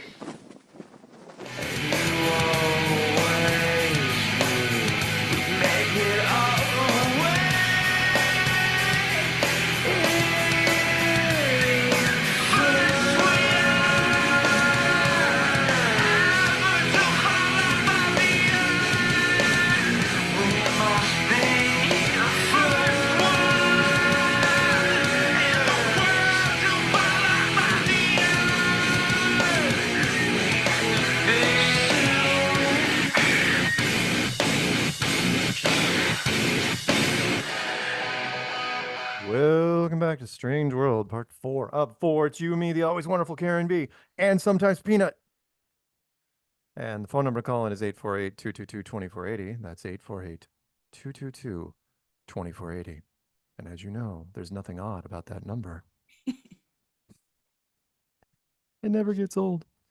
Okay, let's go back to Alex, because I think there's more back on his mind. Because I'm picking up Alex also because I did a meetup for him. He still hasn't plugged that yet. So hey, what's happening, Alex, in Brooklyn?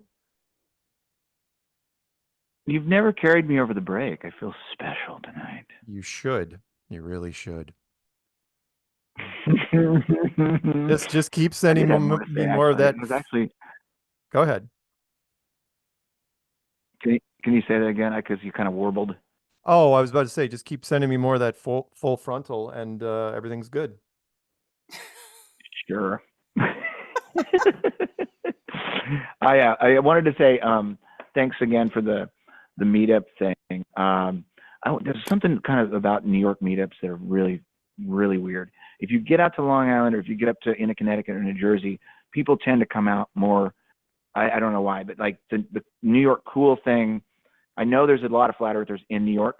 Yeah. And I know by the numbers that whenever we have things around here, people don't show up. Either they don't want anyone to see them show up or whatever, because I'm too cool, or I don't want to do this or whatever. So like I was, I'm doing this, thanks for doing the June 8th thing. It's just a rock show. It doesn't have my name on it. The Downtown Lights is my side project, but there's no itinerary. There's no speakers. There's no like anything. It's just beers and music. And I think the last one we did was like 2 or 3 years ago in my neighborhood. And I know it's hard for people to get in from out of town, but if you figure out the train routes, it makes it a lot easier. Just park somewhere right outside the area. And if you get to Union Square, I'm like 20 minutes from Union Square where the venue is. So like if you've been thinking about doing this for a long time, come out. It's really cool. It's my local downstairs. They all know that they think I'm from the mothership, because I believe all this stuff or whatever, but they all accept me, and they just accept me for who I am. And they've probably been expecting a flat earth gang to roll in there for a lot of years. So like, if you're in the area, and you want to come by, you can come in, get some beers. You don't even have to wear a flat earth shirt if you want to. It would probably help so you can identify your brethren. But like most people in there, they don't care what you believe in. Just come out and hang out, and I'll have a little time before the show, and then I'll have a lot more time afterwards. And then I'd love to just overrun this place with flat earth people, especially from around here. So that was my shameless self-promotion, as it were. Groovy. What? No, that sounds great. Yeah, perfect. It'd be fun. Maybe you guys, if you go, you'll get lucky. You'll watch Alex fall off the stage. Yeah. Yeah, there's no, you fuckers. Yeah, dude. Okay, I see how this works. But anyway, yeah. So there's that, and there's if I can't impart anything else, it's like, it's a total cool atmosphere, and there's nothing scary about it. Most of the people in this neighborhood know exactly who I am. They're like, oh, it's that guy. But they're not hostile to any of us. It's a very cool atmosphere, and they know me, and they don't care. And it'd be super fun to meet some New York people that I know are here that are afraid to come out and do this thing. I mean, this is like year 7 for me doing these, so like I'm not scared of anything around here. So like you might have a pretty good time, and you might get a little elbow jarring from some people, but for the most part, most of the cats at this venue are pretty cool. Don't really care. They don't care if it's flat or round. They've got other problems to deal with. So like, just roll on down here and have a good time, man. Nice. You know? Nice. Sounds fun, man. That's all I got. Yeah. All right.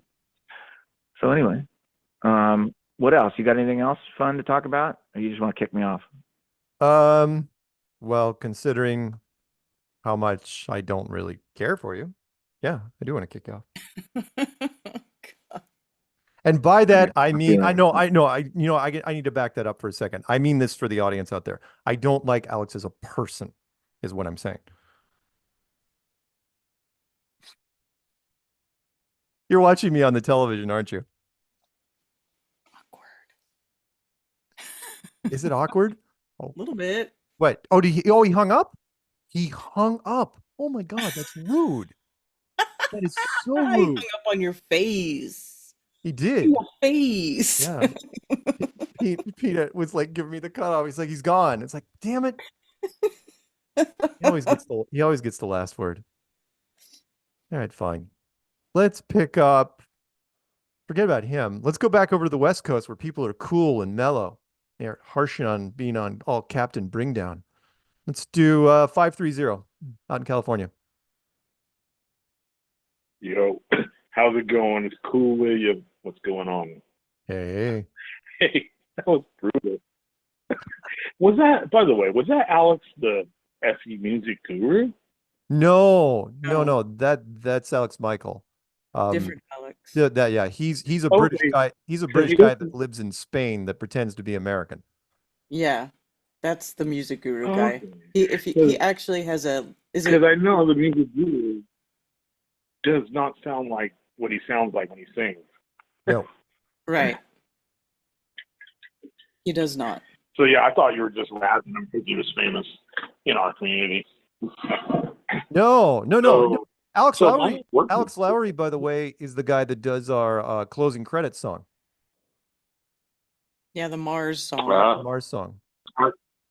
It's good. I really liked his songs, and I really liked Copernicus Was Wrong, or whatever that one was. And for the longest time, I couldn't get it back up on YouTube. Did they get rid of it? I don't know. I can't track everything, man. Oh, yeah, I used to. No, I know. I used to jam out to it, man.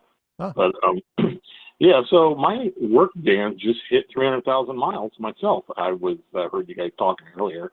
I joined kind of late, but yeah, she's ready for retirement, and I'm getting a new van for work.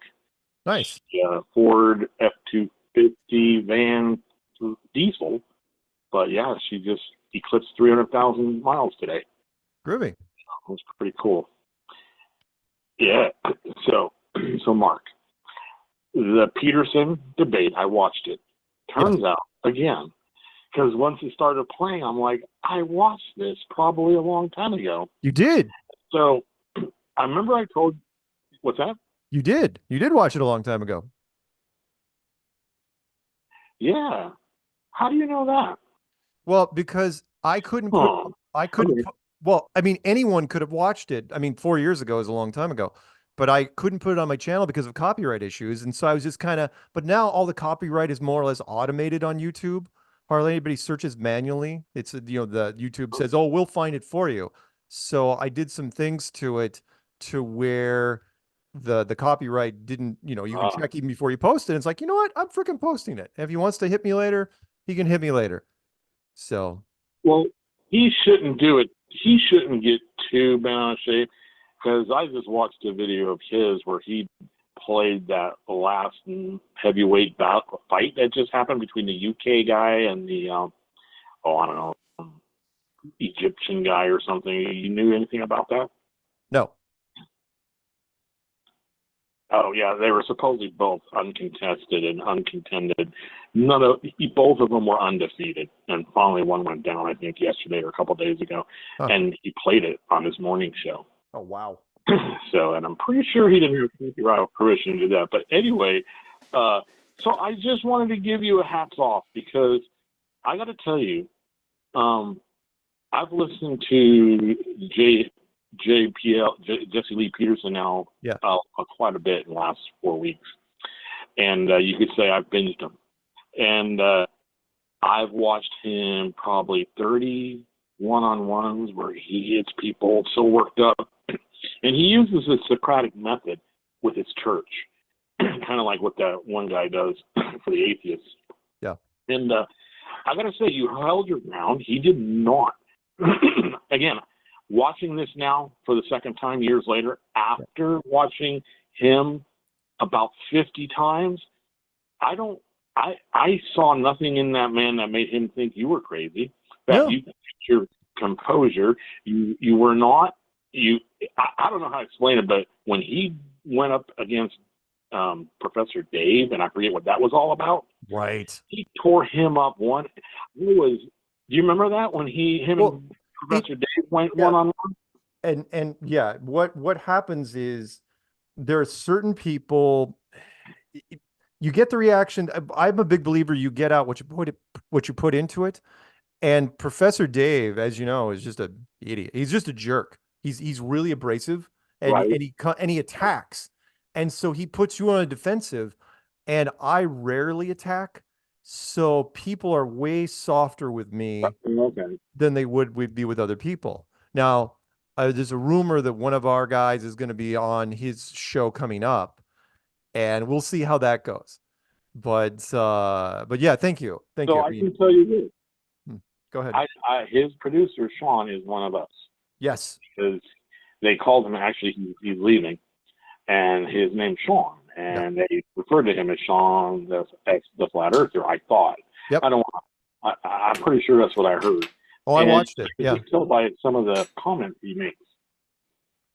Yeah. He drug him out on. He brought him into the from behind the camera and into the studio, and it was a young white kid, which was weird. And he looked like he was maybe. He looked like he was maybe. Is that weird? They need techie people to run stuff behind the scenes. That's true. Techie people are usually nerdy white guys. And this guy was like 30, give or take. And yeah, you could tell he was absolutely one of ours. And it was cool, really wonderful. And I'm glad that I had an effect on Jesse years ago. And I'm glad it's carried forward to where he's not backing off. So wonderful. No, and I think his other friend Hake is also, but they don't come right out and say it. It's not their main platform. Their main platform is the ludicrousy of the Christian churches today and what it's become, and it's nothing like it's supposed to be. Right. And so, and he does the same tactics we do with the flat earth, with the globies, and I couldn't believe what I was watching. I was like, how did I not catch all this? But again, I think it's because I had just recently watched him demolish, like I said, between the church they do on Sundays. It's just called church, and then him going against all these people, from people who are in trans to, I mean, you name it. He will tear down and destroy anybody and everybody, and he did not do that with you. And I thought that was amazing. So yeah, so I think that was pretty cool. But he also it was a debate. I mean, you did have that other physicist guy there too, right? Right. Oh yeah, yeah. So it really wouldn't have been fair if he'd have laid into Mark if it's set up as a debate. No, and it was outside of his wheelhouse. So I think between Jeff and I, who were talking to each other, I could tell at some points he was lost. He was, there was a lot of concepts that he wasn't, from either side, he wasn't understanding, which is why, and I'm not being racist when I say this, which was why it kind of threw me when at the end, he goes, okay, time for some black people questions. And it's like, what? And like Jeff and I, two extremely white guys. Go ahead. Yeah, he black. He say that. He knows. He wants to know what's wrong with the black people. Right. Right. He's like, what's up with black people? We're weak. Right. So that's, and so it's fascinating. He said the same thing about getting rid of your anger, and he goes, until you see that, because you're going to be just like your mother. Because he told Professor Dave that he hadn't forgiven his mother, and that's why he was weak and a beta male. Oof. And that's what got me cracking up. Yeah. And I laugh because it reminded me of Owen Benjamin, some of the points he used to make in the past, about the beta male and the alpha male and all that. Yeah. So it just seemed like a lot of good dots and connections, and it was just mind blowing. It really was. I think I'm going to have a meetup sometime here. I think it's time. All right. So, yeah. So I'm just going to call that a night. Shout out to Jan, Zulu, Maverick. I mean, the other guy, not Maverick, Jaron. Oh. And have a good night, and God bless everybody. All right. Have a good one, man. See ya. Thanks. Maverick Peanut's grandson? Possibly? Jaren's son is also named Maverick, so I don't know. Yeah, all right. And we're going to try 904, even though the notes say that sometimes he sleeps. So let's listen real quiet now. 904, are you there?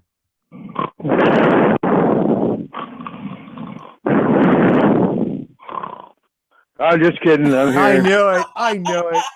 I was knew like, it. dude, there's no way. No, yeah. Most people in their I don't know why I got nominated as Sleeping Man. What do you mean you wonder why you were nominated? Your Dude, old friend. that doesn't screw up the notes. It's like, we called you, you were sleeping, we could hear you breathing in the background. So. That was my dog. Whatever. Whatever. So where are you? Are you actually working like in a car somewhere, or are you home? Why, do I sound like I'm in a tunnel? No, I'm I'm at just home. saying that if you were sleeping, you were probably in a car. Oh, yeah, well, I'm driving. I have one of those Tesla self-driving cars, Oh, God. Whatever. Just kidding. Actually, that was one of the things I was going to remind you about is the Tesla trucks. I finally saw my first one in person here. And I'd just seen a report about one being delivered that the new owner had to return it right away. It broke down after 35 miles. But I saw one over here for my first time, and man, the thing is, I don't know, is it ugly or is it just me? I can't get. It's ugly. I almost passed out when I opened my eyes to look at it after sleeping in the car.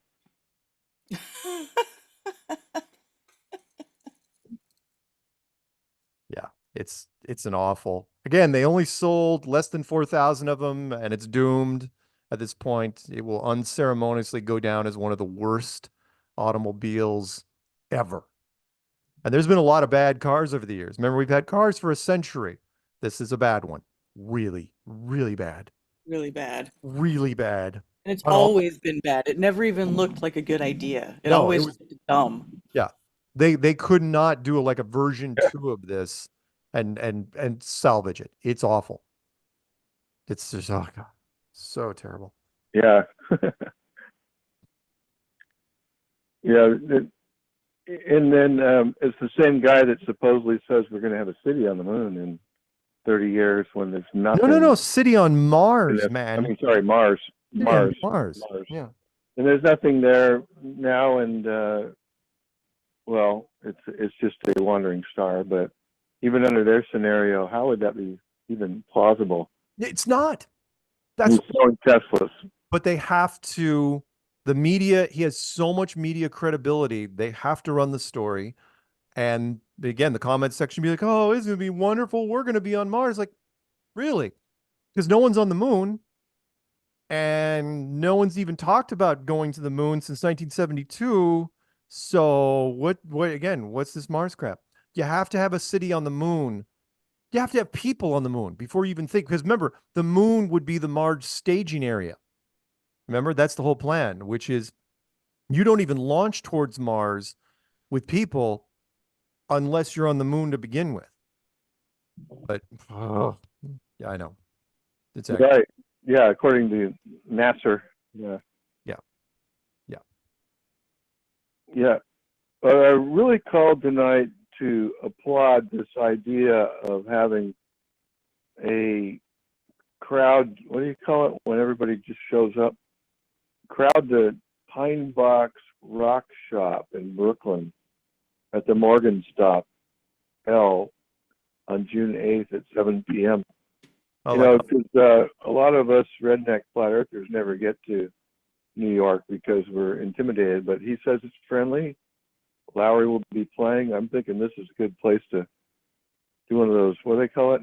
Just crowd stomp it. Well, like a flash mob, What's the flash mob type thing. Flash mob. Yeah.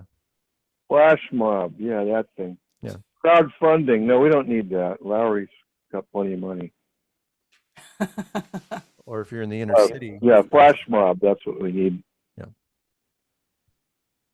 Cool. That would be great. Yeah. Yeah, and then finally, please see my email. I just sent you. I forgot to tell you about a month and a half ago.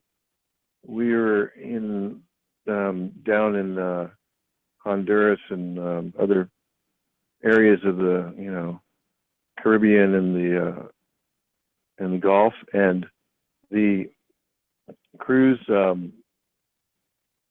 captain for Celebrity Cruises. Should I dox him? His name is Morphus Basalis, and I talked to him 3 times there. Yeah.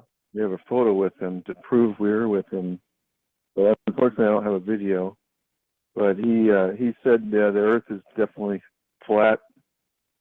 As a captain of many years for many ships, and he's from Greece actually.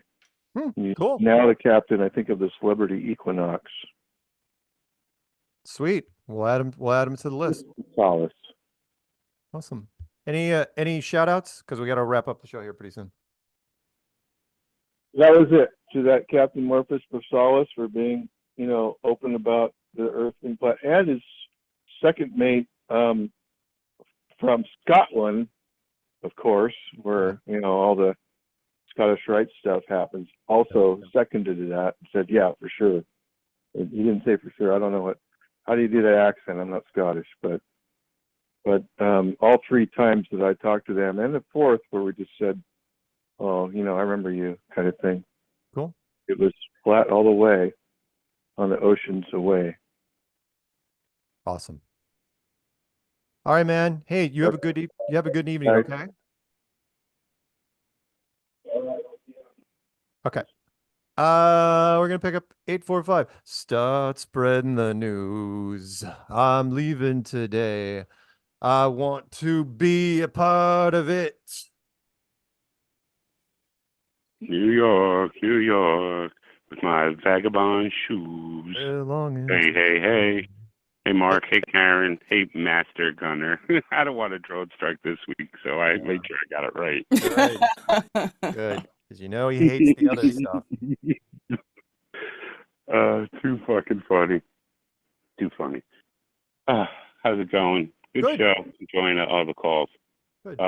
Real quick, Jan, if you want a keychain, email me at zulune01@yahoo.com. There you go. And I'll make it happen. All right. The fight scene in They Live was the longest fight scene with, the record in a movie. Just so you know, that was interesting. That was a long ass fight. Holy shit. Yeah, Crazy. and I have to correct myself. I don't know I think South Park did it. I don't think they did the whole thing. The person that did the whole thing, and now it's coming back to me, was Family Guy. Family Guy, where Peter fought, I think, a rooster, like a human-sized rooster, and they did that frame for frame. Because they have that rooster that shows up all the time, and then he just randomly starts fighting with Peter. Mm-hmm. Yeah, chicken. Yeah, big yes. chicken fight. Yeah. Oh man. Yeah. Oh, and talking about cars and servicing them. Mm-hmm. The new Expedition, you can't do it at home unless you have a Ford computer. You have to put the vehicle in service mode to even work on it. It's retarded. Wow. Retarded. They're making everything so you have to go to the dealer. Mm-hmm. Even fucking tractors have computers. It's ludicrous. And what do you do with that? You push around shit and cut grass. Yeah. You need a computer for that? Ridiculous. Buy used, people. You won't regret it. Yeah, older stuff. Hell yeah. And for less money than buying new, you can buy a higher grade vehicle. You know, why buy the bottom of the line? Buy a top of the line that's a couple years old. Yeah. Good point. The original owner took the hit on the depreciation, so why not? Yeah. Yep. Yeah. Crazy. Oh, and no, that wasn't the cool Alex. The cool Alex was in Spain. I couldn't help it. I was thinking that when he said it. William's so crazy. Oh, by the way, they're E250. Vans are Econolines, E, not F. Ah. Yeah, because he said he's getting a van. Jan, I am still a firefighter, but no, I did come out of retirement and I got a kind of a kick-ass job. So do you actually still go to a fire station and do stuff, or no? Yeah. Oh, okay. Yeah, I go to the trainings. I go to all the stuff. Yep. Yeah, it's not too bad. I mean, they're still all cliquey, and it's hard like that, dealing with that, being who we are and who I am. I have to bite my tongue most of the time when they open their mouths. But other than that, it's not bad. It's all right. Awesome. Yeah. And my job is government work, so it's like nothing. I'm like, what do you mean it's break time? I have to put my pen down. It's lunchtime. I have to put my pen down. It's so weird to me. I never worked like that. Yeah. You know, when I'm doing something, I want to finish it, and they're like, nope, you got to take your break. I'm like, okay. It's so weird. It's so weird. And then we're done 30 minutes before we leave, lock up everything, and then hang out for 15 minutes, and then we go home. Like I said, it's a crazy good job. I'm very happy. Good. Happy for you, man. What do you got? You got a quote? Are they going to attach the train to Mars? No, the moon train I don't think is going to make a stop at Mars, as far as I know. Ridiculous. They're so ridiculous. I know. They're so ridiculous. I agree.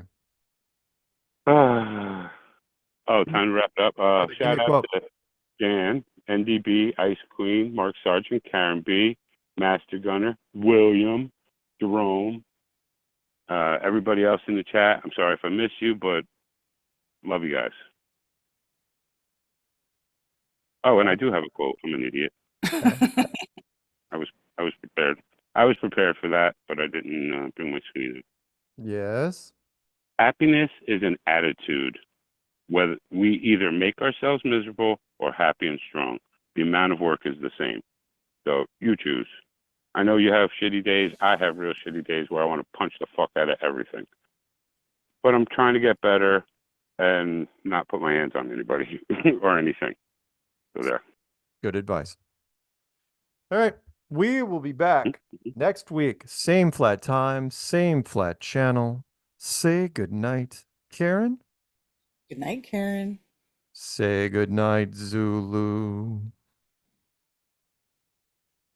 Good night, Zulu. Peanuts just shakes his head. It's like, all right, enough. All right, that's it. I know. Roll credits, roll music, hot sex, Alex Lowry sucks. Good night, everybody. Hot sex, Alex Lowry sucks, and we'll talk to him later. Why isn't my outro playing? Karen, that's your cue. I know. Karen. It's not. I don't understand what happened. Oh, for the love of really? I didn't change anything. I don't Really? I set it up. All you had to do is play. Do you have any music you can play? Why don't you play the beginning again? No. We'll do an intro as an outro. You could sing. Peanuts going, push the damn button. No, there's no lyrics in the beginning of Alex's song. And I don't have the lyrics memorized anyway. I don't have a guitar riff to go with it. I don't understand why it's not. Oh my God. Okay. OBS is like screwing me over. I don't know what's going on here. It's not playing. Yeah, but I only know the chorus to Yellow Submarine. Whatever. Well, that's the show. If you're listening to this on the recorded version, I Oh, there, sure. Yeah, I'm trying to Well, I can't hear it, but I'm sure our listeners can. Oh, I heard it for a minute. Yeah, so did I. yeah, it doesn't want to play for All me. right. Well, you'll hear it on my version. I'm stopping.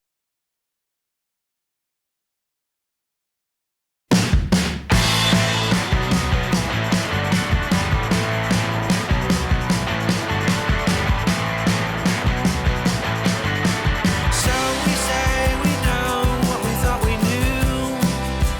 All I thought we threw away was everything.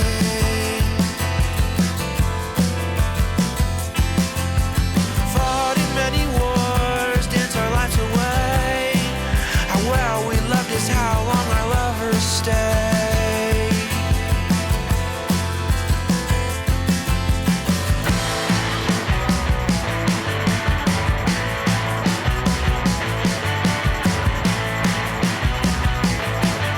They say that Mars is close as it's ever been,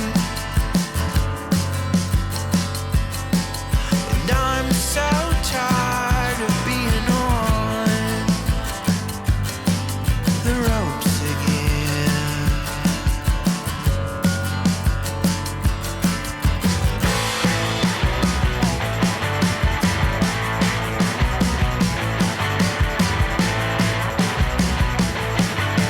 That's the lovely girl standing on the moon, wishing she had a breath of air.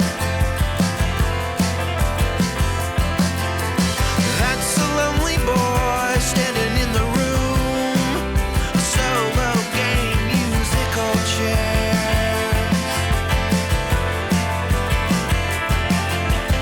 I'll need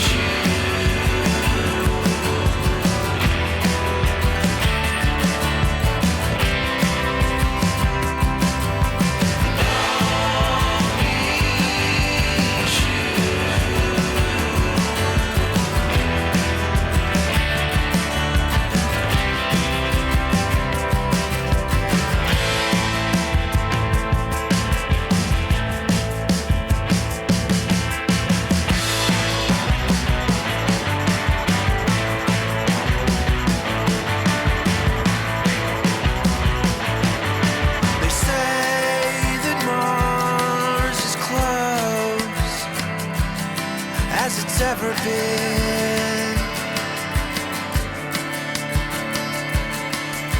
Wound up chasing stars all over again. There's words for what you got, what you have, and what you'll ever need. There's love so many nights, so many nights, so many ways to believe.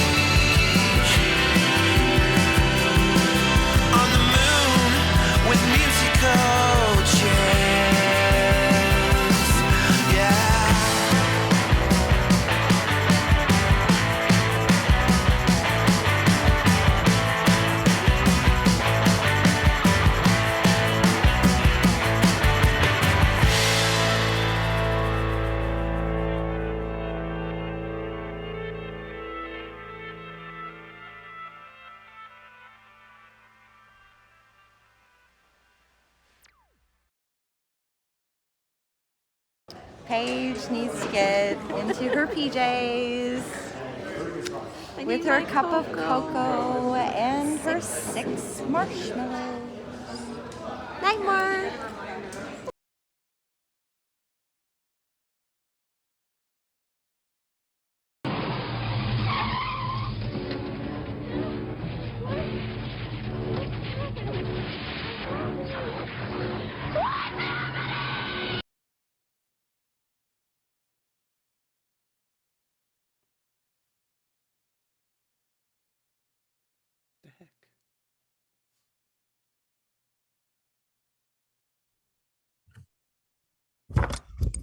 Mike Jack. Jack. You realize it's the same link every week. It never changes. Yeah, I know. I should paste it somewhere, I think.